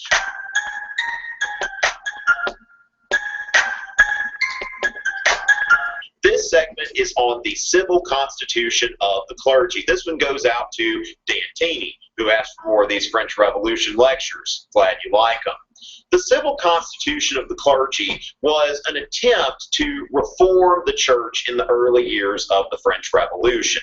Now, let's review real quick. When we look back at the old regime, French society before the Revolution, we've got the French divided in three parts. The first estate being the church, the second, the nobility, and the third, everyone else.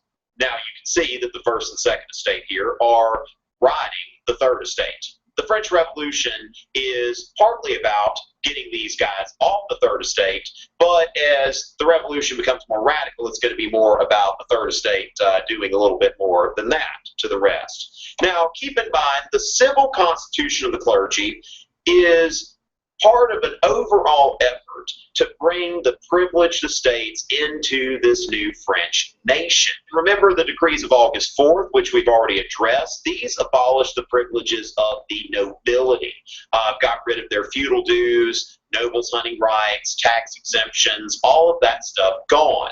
Now, that was a very liberal reform aimed at taking away special privileges that were given to one group of people. Now, time for you, clergy. All right, now it is time to bring you down to size. We already took care of the nobility in 1789, and now you're next. So first of all, in 1789, the National Assembly confiscated church property, and in 1790, they abolished religious orders. Nuns, monks, all of that kind of stuff, really kind of similar to what Henry VIII did during the English Reformation.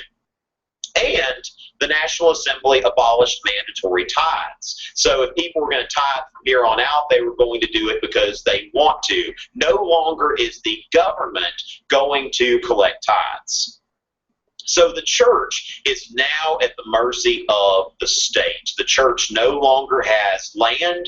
They no longer have these mandatory tithes or other privileges. So the civil constitution of the clergy is next. And the point of the civil constitution of the clergy is to transform this French Catholic Church into a civil religion, a state religion, not a religion that has privileges from the state, but a religion that functions as a part of the state.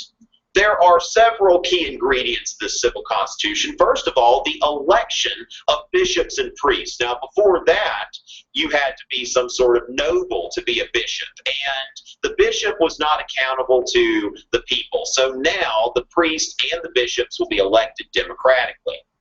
Then, once they're elected, they have to swear an oath of allegiance to the state to make sure that they are going to be loyal to France before they are going to be loyal to the Pope. There are going to be standard pay scales.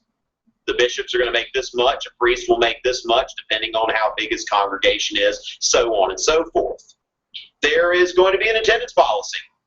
We're going to make sure that everyone's here when it's time for church and all of that kind of stuff. And bishops and priests have to get permission to travel outside of their diocese, outside of their general area. Now, what abuses did this seek to curb? Okay, let's review these regulations real quick. The election of bishops and priests, designed to bring the bishops and the priests in line with the people, rather than these things just being handed out based on who they know that's connected. The oaths of allegiance, to try to make sure these people are loyal to the French nation. The pay scales, we can assume that bishops and priests had been overpaid under the old regime. And finally, that often these priests and bishops were absent. So all of those abuses are being remedied, or there's an attempt to remedy these abuses in the civil constitution of the clergy.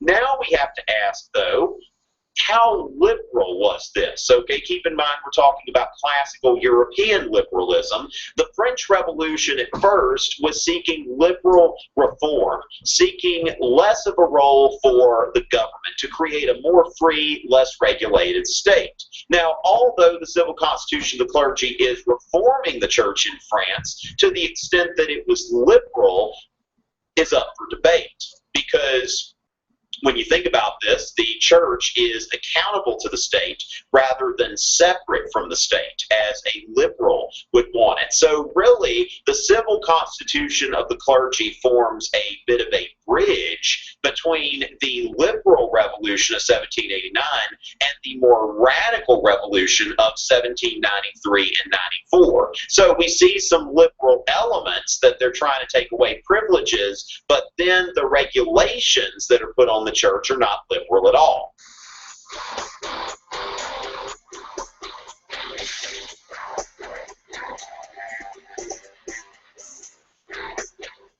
Now, among the French clergy, there are two groups. These two groups are, first of all, the swearing priest, and second, the refractory priest. Now, who are these people? Now, the swearing priests, these are the guys that were totally on board with the civil constitution of the clergy.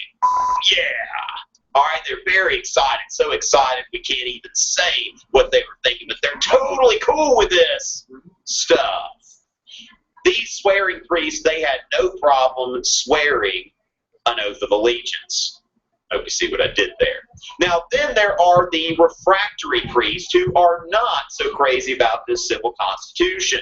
These are the more conservative priests, and the priests that do not believe that they should have to take an oath of office. The ones who truly believe, some of these we could describe as liberal, who believe that the church should be separate from the state. Now, refractory is a word that means stubborn or unmanageable. The Google definition mentions someone's refractory pony. Okay, if a pony is not behaving himself or herself, that pony is refractory. Now, as you can see, there is some regionalism in the French Revolution. We can look at this map and we can see the percentage of swearing priests differs depending on where you are. So if we look here closer to Paris, we see that over 83% of the priests were swearing oaths of allegiance. Then if we look in southeastern France, it's the same way. But the farther you get from Paris, and if you look more in southern France, if you look at northeastern France and northwestern France, you can see that there are areas where less than half of the priests were swearing oaths of allegiance. So keep that in mind, that the French Revolution is something that's stronger in some places than others. This was heavily resisted by the clergy. Here is a cartoon that is from the point of view of someone who supports the civil constitution of the clergy. This is the procession of refractory clergy, showing these refractory clergy with long noses. This is actually an anti-Semitic gesture, making them out to look like Jews who were seen as being outside of the French nation. Keep in mind that anti-Semitism appears throughout European history. It didn't originate with Hitler. Here's another cartoon drawn by people who are sympathetic to the civil constitution of the clergy and other reforms. In this cartoon, we see the nuns and the monks all running around, celebrating, marrying each other, and all of that kind of stuff. Now, you could think of this as freedom, but at the same time, you could also think about this as chaos, because the French Revolution is starting to radicalize. These reforms are going from the modest reforms sought by the Estates General to some more radical reforms. So keep in mind that the civil constitution of the clergy builds that bridge between the liberal revolution of 1789 and the radical revolution of 1793-94. We see a foreshadowing of the radicalism that is to come. And eventually, during the Reign of Terror, we are going to see not just the regulation of the church, but an attack on the church. As you can see in this picture of a nun who is stripping herself of her vestments. This is kind of a graphic photo, and this is attacking. This is saying here, the caption is, "And we too shall be mothers because." We are not going to be part of the church anymore. We are forsaking the church. So keep in mind that sometimes the regulation of something can eventually lead to the attack on something. That the French Revolution starts off as liberal, then it gets into regulating things, and then it spins out of control and starts attacking these institutions that had been key institutions under the old regime. And this is what's going to result in criticism from people like Edmund Burke, who I'll talk about in another segment. And that wraps us up on the Civil Constitution of the Clergy. Hope you'll keep watching this series as it's filmed, and subscribe if you haven't already. Check out my website, tomrichey.net. Lots more videos coming up. So I'll be back. Hopefully you will too. Until next time.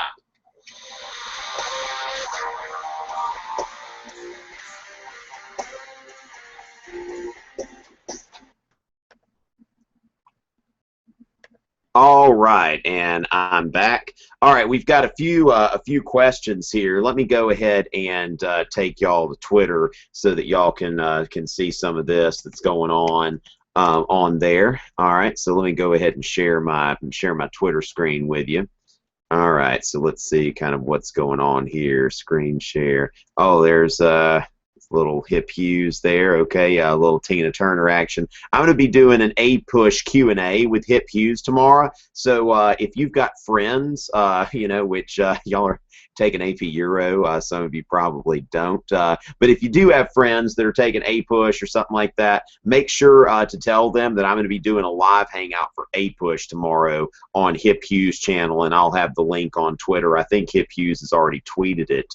And so one thing that was kind of funny here, yeah, Jess said, you know, basically here's is my best friend an example of romanticism. She's not enjoying this dissection, okay? Like what she's seeing here is like there is that frog that was probably once a beautiful frog in a natural setting, and now we're dissecting this in the name of science. Yes, I would say, Jess, that your best friend is a romantic, okay? She is not having a lot of fun there, you know, because that's just, why are they destroying nature just to advance science? All right, and there's another one here. Now, Caroline, Simply X Caroline, actually has a YouTube channel. If you go here, you can follow her on Twitter. You can go to her YouTube channel. You know, that's she's got a YouTube beauty vlog. You won't get any of that here on my channel. So if you want that sort of thing, definitely subscribe to her channel. Now, she has asked, how did the ideas of the Enlightenment reflect on the French Revolution? Okay, so that's one of those things that's really pretty nuanced. Now, think about in terms of the American Declaration of Independence, that you know, we hold these truths to be self-evident that all men are created equal. That there is this idea of hereditary nobility, this idea of someone being privileged. No, all men are created equal. Hereditary nobility is stupid.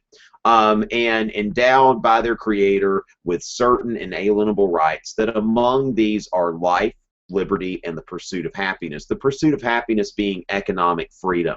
So this idea of freedom and natural rights, you know, we see the Declaration of the Rights of Man and the Citizen. Let me go ahead and pull up the Declaration of the Rights of Man and the Citizen so we can look at some of the principles that are present in that document.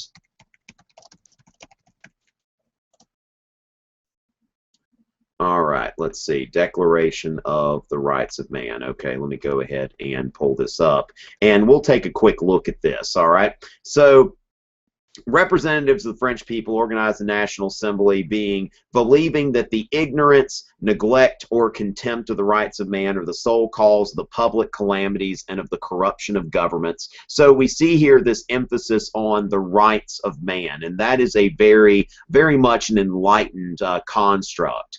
Have determined to set forth in a solemn declaration the natural, unalienable, and sacred rights of man. So we see this idea that there are these rights of man, that there are natural rights that government should not violate, that we have a right to be free.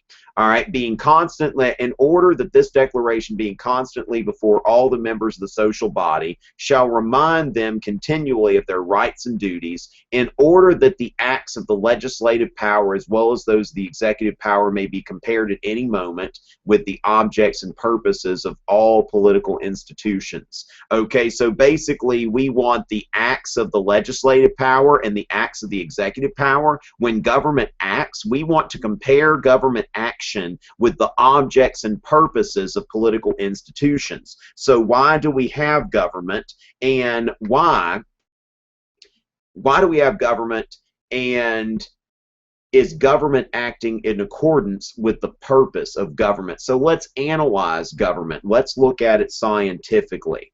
And may thus be more respected, and lastly, in order that grievances of the citizens based thereafter upon simple and incontestable principles shall tend to the maintenance of the Constitution, redound the happiness of all. Okay, that government has a purpose. Government's not just there to serve itself. Government's not there by divine right, but government is there to try to, basically to create a better state. So we're looking at more of a scientific view of government. Therefore, the National Assembly recognizes and proclaims in the presence and under the auspices of the Supreme Being the following rights of man, the citizen. Now note, in the presence and auspices of the Supreme Being. Now that's similar to what you see like in the Declaration of Independence when it comes to, like, it says endowed by their creator with certain inalienable rights. When we talk about the Supreme Being, it's not like, we, the French National Assembly, in the presence of the Father and the Son and the Holy Spirit or something like that. Okay, it's in the presence of the Supreme Being. So we see that deism has entered into the picture here. Not that this is not a Christian document. This is a product of the Enlightenment. So let's look at a little bit more of this. I'm not going to look at the whole thing, but just a little more. All men are born and remain free and equal in rights. Social distinctions may be founded only upon the general good. Now, so here we go. Social distinctions may be founded only upon the general good. So you look at hereditary nobility. And someone's a hereditary noble. They've got this because they were born that way. Okay, sounds like some sort of Lady Gaga reference or something like that. I'm not meaning to do that. But they're born into nobility. Why are you noble? Why do you have these privileges? Well, because I come from this family. That doesn't make sense. That is not logical. That is not rational. That is enlightened. That is just tradition. Okay, it's stupid. And really, if somebody's going to have a privileged position, it needs to serve some sort of higher purpose. So, for example, the President of the United States, we call him Mr. President. We give him all kinds of honorifics and all that, but that is only in the capacity of his election as president. All right. Hey there, Caroline. Hey.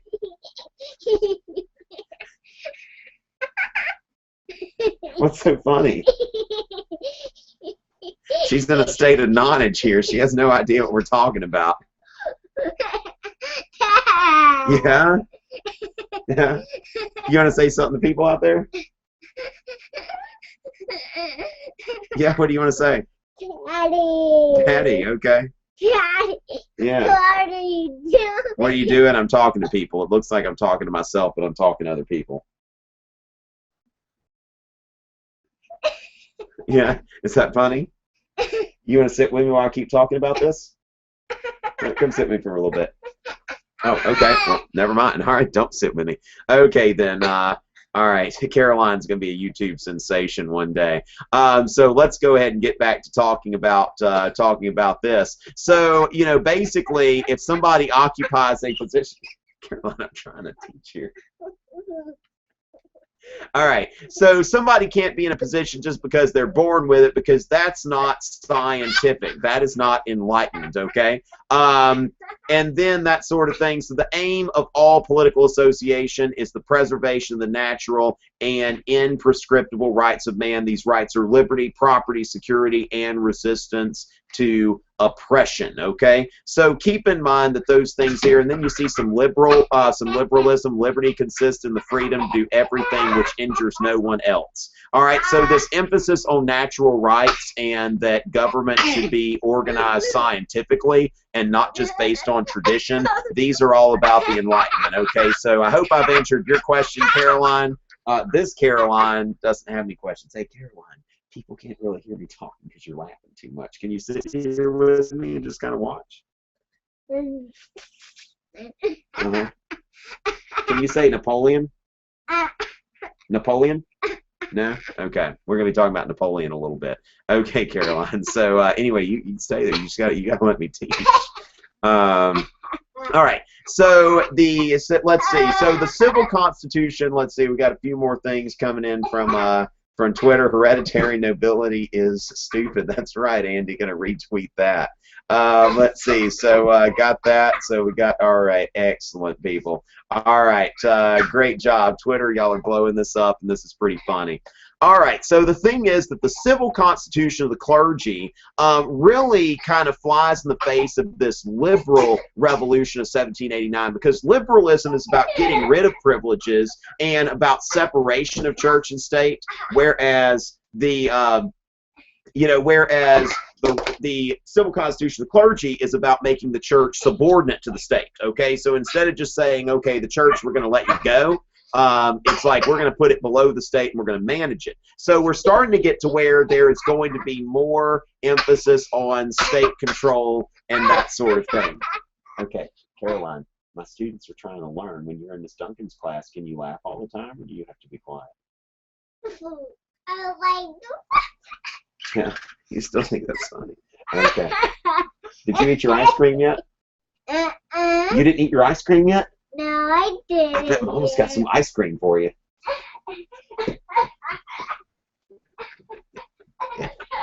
All right, watch and learn. One day you're gonna have some kids, and you know, that's pretty much.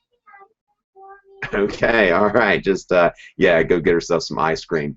All right, so anyway, that's that. And so keep in mind it's kind of building a bridge here between a revolution that was originally about promoting liberty and getting rid of traditional classes and all of that kind of stuff, and it's going to just turn into a big mess. All right, so the wars of the French Revolution, basically about every country in Europe declares war on France. The monarchies of Austria and Prussia began to attack France, and so large French armies, keep in mind the French armies were successful because they were large. Even though the Prussian army was very disciplined, the Prussian army was small. Okay, so meanwhile the French are at war with several different people, and then you go into the radical phase where the dominant class becomes the sans-culottes, or sans-culottes, or sans-culotte, whatever, but sans-culottes. Okay, it's a written test, people. All right, so the sans-culottes, these are the working class. And these people are like your shopkeepers and people like that, step down from the bourgeoisie. So they kind of take over this revolution. And the period of 1793 and 94 is known as the Reign of Terror. Okay, and this is where you've got you know, this phrase with the guillotine and all of that stuff that we tend to associate with the French Revolution. Let's see, why is that there? That should be there. All right. So anyway, let's take a look here. The governing bodies, you go from the National Assembly at first to, during the Reign of Terror, government by the National Convention, okay? And this convention basically claimed dictatorial authority. They claimed that their authority came from the people and that there was going to be basically a dictatorship of the proletariat, okay? So anyway, all right, Andy, I hope my daughter doesn't know more about European history than you do. You'd be in a tough spot there. All right, yes, Jackie, I am. Yeah, I'm basically trying to do two things at once. So yeah, lots of stuff. And imagine I've got a push too that I'm preparing people for. All right, so the National Convention, which establishes basically a dictatorship of the people, and the main body here is the Committee on Public Safety. And the way I remember this is COPS, okay? The Committee on Public Safety, or COPS. I don't know where that comes from, why people call COPS or whatever, but Committee on Public Safety, and this is the executive authority. And the dominant figures of the Committee on Public Safety are Robespierre,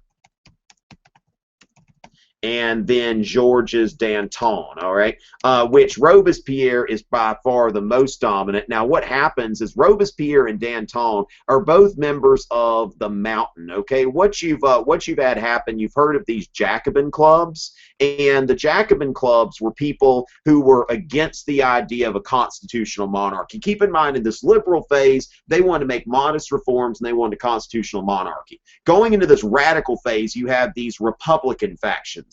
They don't want a monarchy. They want to establish a republic. And this republic that they want to establish is, you know, they cut the king's head off and all that kind of stuff. They get rid of the Girondists, who are people who are Republicans, but they're less radical. So they kill the king, and the Mountain, this is the group within the Jacobin clubs that has control. Well, what happens is once they have control, then they start having factions within them. So Danton says, you know what, this reign of terror has gone on long enough. Maybe we should stop cutting people's heads off soon. And Danton gets his head cut off.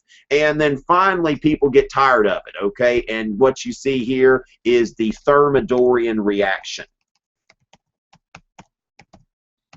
The Thermidorian reaction, that is in 1794. Okay, now that's during the month of Thermidor, which is the hottest month. Now, the French Republican calendar is very interesting. Okay, so this is something, there's been a DBQ on that. I don't know if any of y'all have ever done the DBQ on the French Republican calendar, but what they decided to do during the Reign of Terror, you've got this process of de-Christianization, where they try to basically separate France from its Christian past.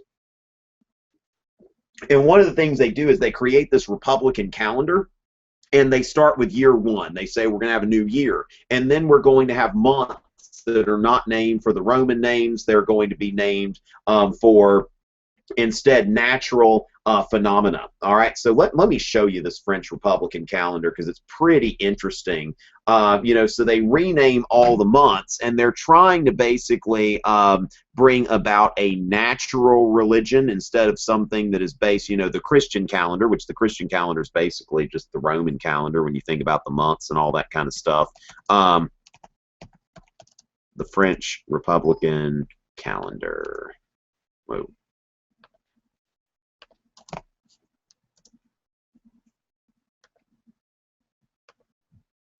All right, so the French Republican calendar, now each of the months is named after some kind of natural phenomenon. You've got basically, you know, you've got, let's see, Freemare, that's like frigid. Okay, if you think about Freemare, we can look here, and there is a woman, looks like a pagan, you know, goddess, archer, something like that. Each of these had some kind of pagan-looking woman on it, but Freemare, it sounds like that month is cold. Okay, so the French word frimus, which means frost. So between you know, around November, that's when we have frost. All right, and then they come up with 10-day weeks. Each month has 30 days in it, and then they've got like a little festival at the end of every year. But you know, we've got basically, here's a day named after a turnip.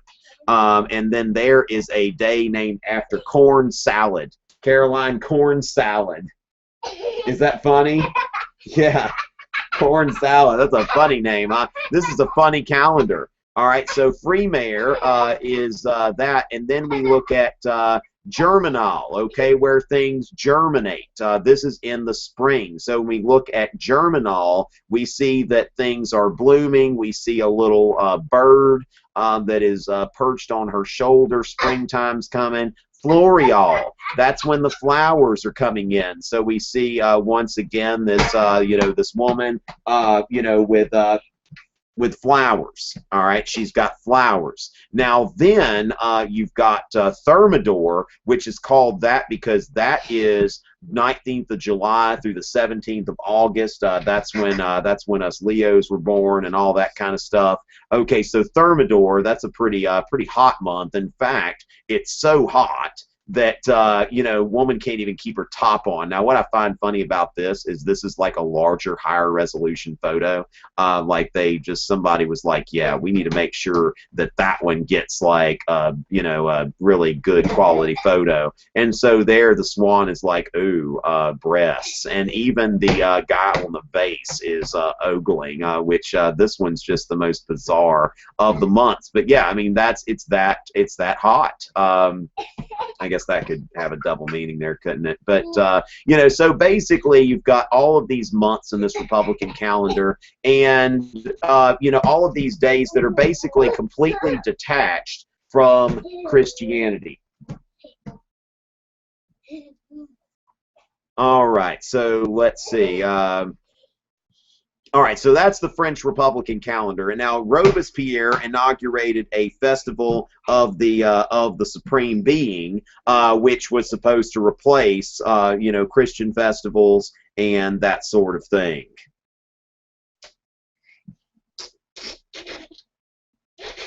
All right, Caroline, you want to say hey to everybody again? There are people on there. If you look at that camera, there are people on there.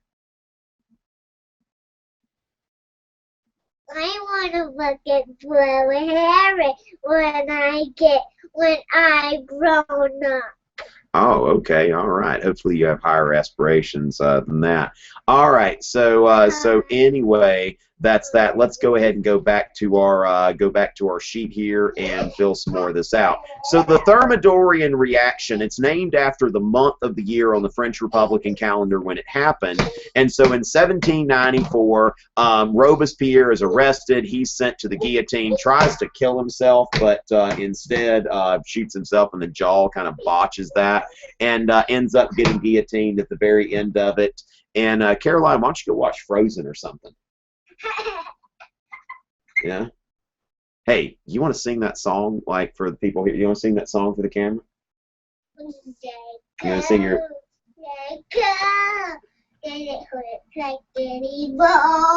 Come do your dance. Come do your dance. You want to sing it? Go, let go. Didn't hold it back anymore. Let it go. Let go, turn away and slam the door.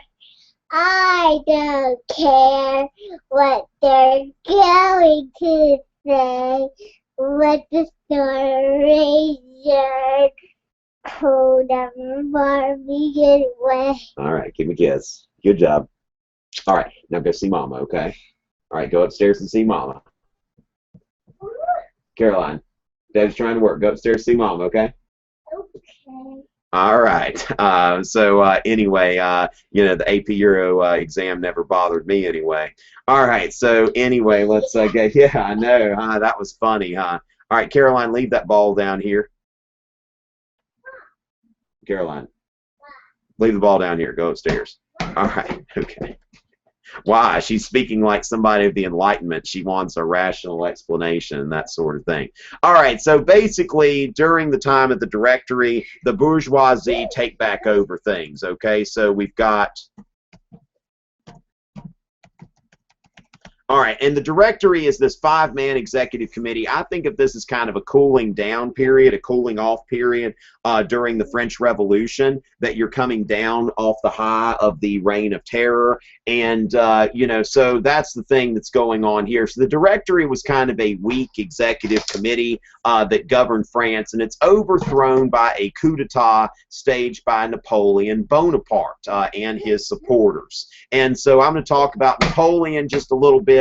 But before we do that, let's go ahead and I'm going to check Twitter. I'm going to see if there are any questions recently and see what's going on there. Okay, too cute. Yeah, that's my daughter in a nutshell, huh? All right. Could we relate Frozen to some actual European information? You know, Peter the Great and his warm water ports or something like that, maybe. Probably not. If somebody figures out a way, then let me know. She's Elsa. Okay, Kathleen thinks you're Elsa. Caroline, are you Elsa? All right. Caroline, they like that. Okay. Man. Yeah, Quentin, I'm not sure about that. All right, let's see. All right, got that. So very good. All right. No kids allowed. That would be nice sometimes. The main difference between the Jacobins and the Girondins, Andrew, main difference between the Jacobins and the Girondins is that the Girondins and the Jacobins, Caroline wanted me to wear my visor here, go Tigers. So the thing is, you've got the Jacobins. And the Jacobins are Republicans. These are the people that would like to have a Republican form of government instead of monarchy. And then you've got, within the Jacobin clubs, you've got the Girondists and the Mountain.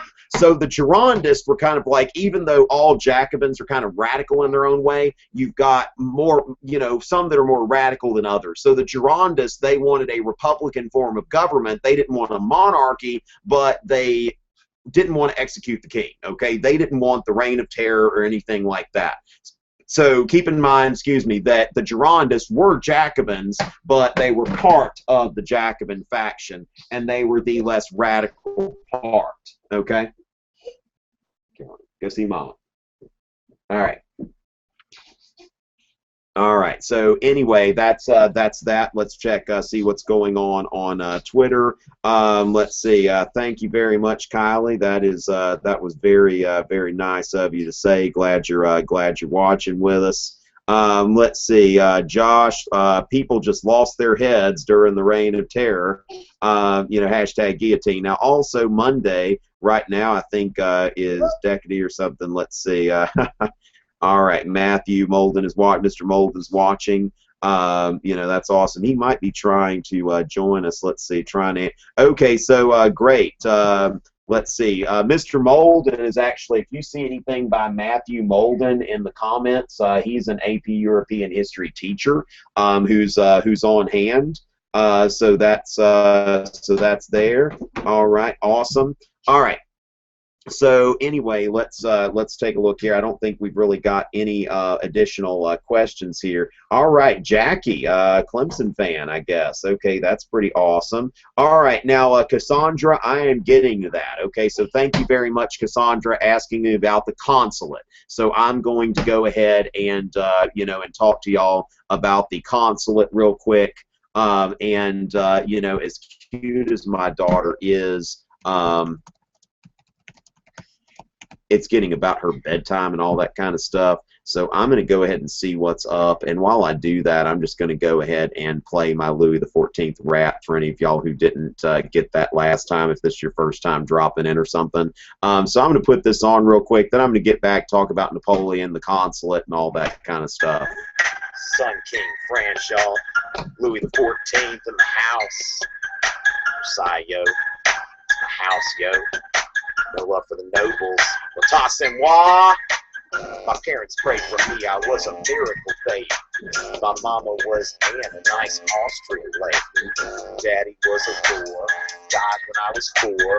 Nobles in the front thought they'd start a civil war, but those stupid dumb nobles should have known that they would lose. I kick haters in the butt with my platform shoes. absolute ruler, divine right of kings. My court preacher Bossuet knows a lot about these things. Louis the 14th, that's the 6 plus the 8, ruling France is one king, one law, one faith. The noble's gonna front, the noble's gonna hate, but they better recognize I'm the state. Louis the 14th, that's the 6 plus the 8, ruling France is one king, one law, one faith. The noble's gonna front, the noble's gonna hate, but they better recognize I'm the state. Palace at Versailles, yo, I'm not gonna lie. This massive hall of mirrors, man, it's looking pretty fly. Got Sun King status, keeping nobles in check. Selling new noble titles, getting stacks on deck. Those Huguenots are cray, their religion ain't true. So I banned reform worship, heated up Fountain Blue. John Baptiste Colbert was my minister of money. Was a mercantilist, thought free trade was kind of funny. Charles II Spain had no children of his own. In his will, he said my grandson was the heir to his throne. The Habsburgs and the British, yeah, they got pretty sour. A Bourbon king of Spain could tip a barrel sort of power. The British said they beat me. I said, you want to bet? I fought them to a draw, signed a peace at Utrecht. My grandson Philip, he took the Spanish throne. He can't be king of France, but he's Bourbon to the bone. I'm Louis the 14th, that's the 6 plus the 8. I rule France as one king, one law, one faith. The noble's gonna front, the noble's gonna hate, but they better recognize I'm the state. All right, so I've got that taken care of. All right, Caroline is on her way to bed. All right, so let's go ahead, and now that we are, now that we're yeah, we got a little bit of peace and quiet. Let's talk about Napoleon, all right, because that's the other part of what we were talking about today. Where's our color commentary from Nicaragua? I'm kind of missing that, all right. Yeah, now I just look stupid. I'm just going to have to keep the visor on. All right, so where's our color commentary from Nicaragua? Let's go ahead and get to Napoleon, talk about the consulate and all of that kind of stuff. So when Napoleon first takes over in France, he is a member of the consulate, okay, where basically you have 3 people who are consuls, okay? So from 1799 to 1804, Napoleon is first consul, but he's ruling with other people. And originally, Abbé Sieyès and other people thought that Napoleon was just going to be some stooge. This is the guy that they were sort of setting up to be a figurehead, and they didn't realize how calculating this guy was. Okay, so keep that in mind, that you have here during this time 3 consuls, okay, which is kind of like the Romans, except the Romans had 2 consuls. All right, so there are a few things here that happened during the consulate. Basically, the Concordat is an agreement with the Catholic Church. And this is basically, you know, he's got a negotiating position now because basically during the Revolution, France had, totally, de-Christianized. Okay, first they, confiscated a bunch of church property. Then they, put the church under the thumb of the state. Then they totally de-Christianized. And Napoleon's coming around here and saying, look, I'm cool with Catholicism coming back to France, and we can say that it is the religion of France, but there's going to be religious toleration. The church isn't necessarily going to have all of its property restored and that sort of thing. But keep that in mind, that the Concordat is an agreement that Napoleon works out with the Catholic Church, that the Catholic Church will again be the religion of France, but not in the way it was before when it had special privileges. All right, so do keep that in mind. And then there is the Napoleonic Code. Now, the Napoleonic Code was the first, full-scale revision of Roman law, Roman influence law, since Justinian. Okay, so that's like since the Byzantine Empire. It had been like over 1,000 years since you know, somebody had decided like, hey, let me recodify the laws. France had all kinds of like local laws and that sort of thing, and laws that contradicted each other and all that. So Napoleon, in a lot of ways, keep in mind, is kind of the culmination of enlightened despotism, where he's got religious toleration. He's promoting education in France, that there is a more extensive education system that has ever existed.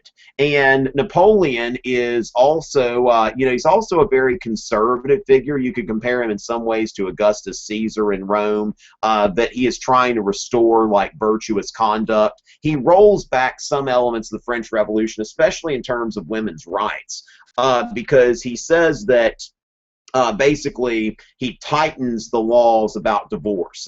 During the Reign of Terror in the French Revolution, we had seen that they relaxed divorce laws so that they made it, you know, to where women could sue for divorce and they could do that on equal grounds. Napoleon's like, no, the only way a woman can sue for divorce basically is if the husband brings his mistress into the house. In that case, it's like, buddy, you have gone too far. Now, if he is going and visiting her, then what's the wife complaining about? You know, he's not humiliating her in public.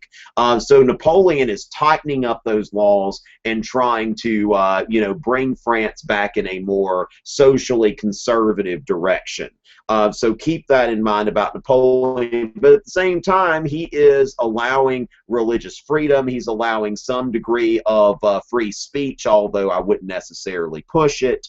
You know, Napoleon was an absolute ruler. I mean, he was somebody, he had like his cabinet secretaries. He didn't have like a meeting with all of his cabinet ministers like President Obama has a meeting with the cabinet in general. He would meet with them all one-on-one so that he remained in control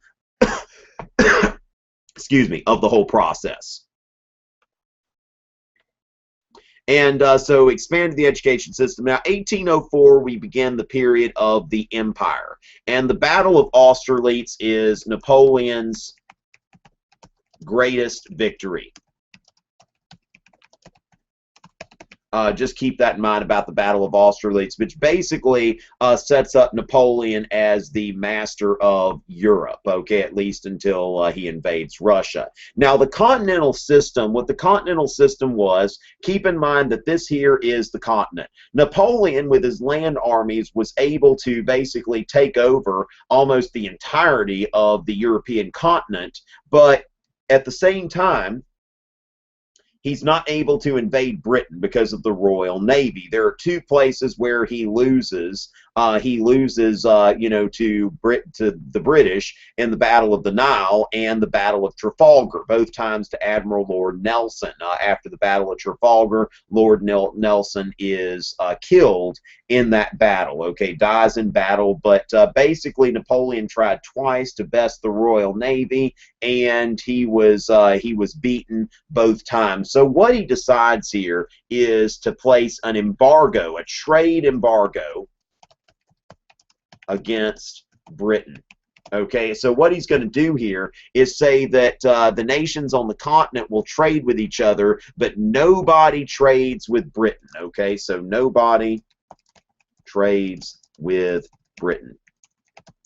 All right, that is important. So nobody trades with Britain. Well, Russia decided that they were going to trade with Britain. So Napoleon's like, I know you didn't. And so in 1812, Napoleon invades Russia. And then that culminates in, you know, what happens. Napoleon comes back. I mean, Napoleon goes into Russia with an army of about like 500,000, his grand army. And then he comes back, and that army had about 10,000 people in it. And most of those soldiers had not died in pitched battles. It's really the Russian winter. Don't invade Russia. That's stupid, okay? That's about like, you know, hereditary nobility or something like that. It's just stupid. Don't do it, okay? Whether you're Napoleon or Hitler, you know, not a good idea. Don't invade Russia. I would not recommend it. But that is really what begins Napoleon's undoing. And so Napoleon has his first exile in Elba in 1814, and then in 1815, the first exile is at Elba. And Elba's like right off the coast of Italy. If any of y'all have ever seen that movie, The Count of Monte Cristo, it starts off where they see Napoleon there. And then Napoleon gets out of his first exile, and you have the 100 Days. And then after which, where Napoleon resets himself back up as emperor. And then in 1815, you have the Battle of Waterloo, which is Napoleon's final defeat. And they send him to the island of St. Helena, which is in the middle of the South Atlantic. Like basically, hey, why don't you escape from this, Napoleon? And so Napoleon is exiled, and then in 1815, the Congress of Vienna meets in order to restore the balance of power, because Napoleon was a threat to the balance of power. You think about threats, you've got the Habsburgs in European history, then you got Louis XIV, then you've got Napoleon, and then of course you've got the rise of Germany and German unification. Now I have got a video on the Congress of Vienna that kind of ties in the content that I've addressed tonight with content that I talked about last night, just to show you that. Thanks to those of you who've been watching my videos. My Congress of Vienna video was showing up about 11th. About a week ago, and y'all have gotten it to where now it's showing up at number 5. Okay, so that's y'all have helped that a good bit. Also, when you watch these videos, please not only like them, but also if you can comment on them, it shows a higher level of engagement. But the Congress of Vienna, I've got a video lecture there that's tying that content in. More of a formal lecture. So basically, I sought to kind of get through the Enlightenment, the French Revolution, Napoleon. Hope I've done a pretty good job with that. Let me go ahead and address some of these questions and see what's going on here. Oh, all right. Whoa. Yeah, they've got those sorts of essays, Quentin. That has been known to happen, I think. Let's see. All right. Good deal, good deal. Mr. Molden's there answering some questions. That may be why Twitter's been a little quiet. Let's see. Gabriel, would I say that Napoleon positively affected France in the long run, taking into account the limitations of the Congress of Vienna? I think Napoleon did more harm than good. I mean, more good than harm for France. I mean, Napoleon was, a very enlightened figure. He restored order to France when France was in turmoil. Basically, helped France transition from the old regime to what would later become a republic. And France has had a hard time, doing that over the years. But I would say that also keep in mind that France got kind of lucky that the Congress of Vienna was only seeking to restore the balance of power and restore the pre-1791 borders. Now, if Napoleon had lived 100 years later and had gone to the Treaty of Versailles, then, the Versailles Conference, it might have been a lot different. So really, it was the objectives of the Congress of Vienna that happened there. All right, so let's see. So Gabriel's got that question. Let me see what's going on over here. Okay, it seems like things have gone kind of quiet, but we still got like 70 viewers. We've got a good many viewers active right now, and I know there's a little bit of a lag, so I'm going to keep checking Twitter, see if we've got any quick Q&A that we might want to look at and check out. Let's see. Going to give it just a few more minutes here. And keep in mind another thing that I'm going to talk about is that 1815. This is the midpoint of the course. That is important to remember. That when it comes to like your FRQs, you're going to see like probably 3 of the FRQs are going to be before Napoleon, like Napoleon or before, and then 3 of the FRQs are going to be after 1815. So that's important to note that what we see here is the transition between what we would call early modern Europe and modern Europe. So anything typically before the French Revolution, Napoleon, is going to be early modern Europe. So that's important to know that this is really setting up the midpoint of the course. All right, so let's see. not watching the stream because watching one from yesterday, if I could answer on there, what are some main events I need to review for the exam? Jen, that's you know, that is a big question, okay? Those are in my review guide. Keep in mind that at the beginning of my review guide, I've got some stuff for you that's there. Let's see. I saved lives. Thank you, Quentin. That's what I tried to do. All right. Let's see.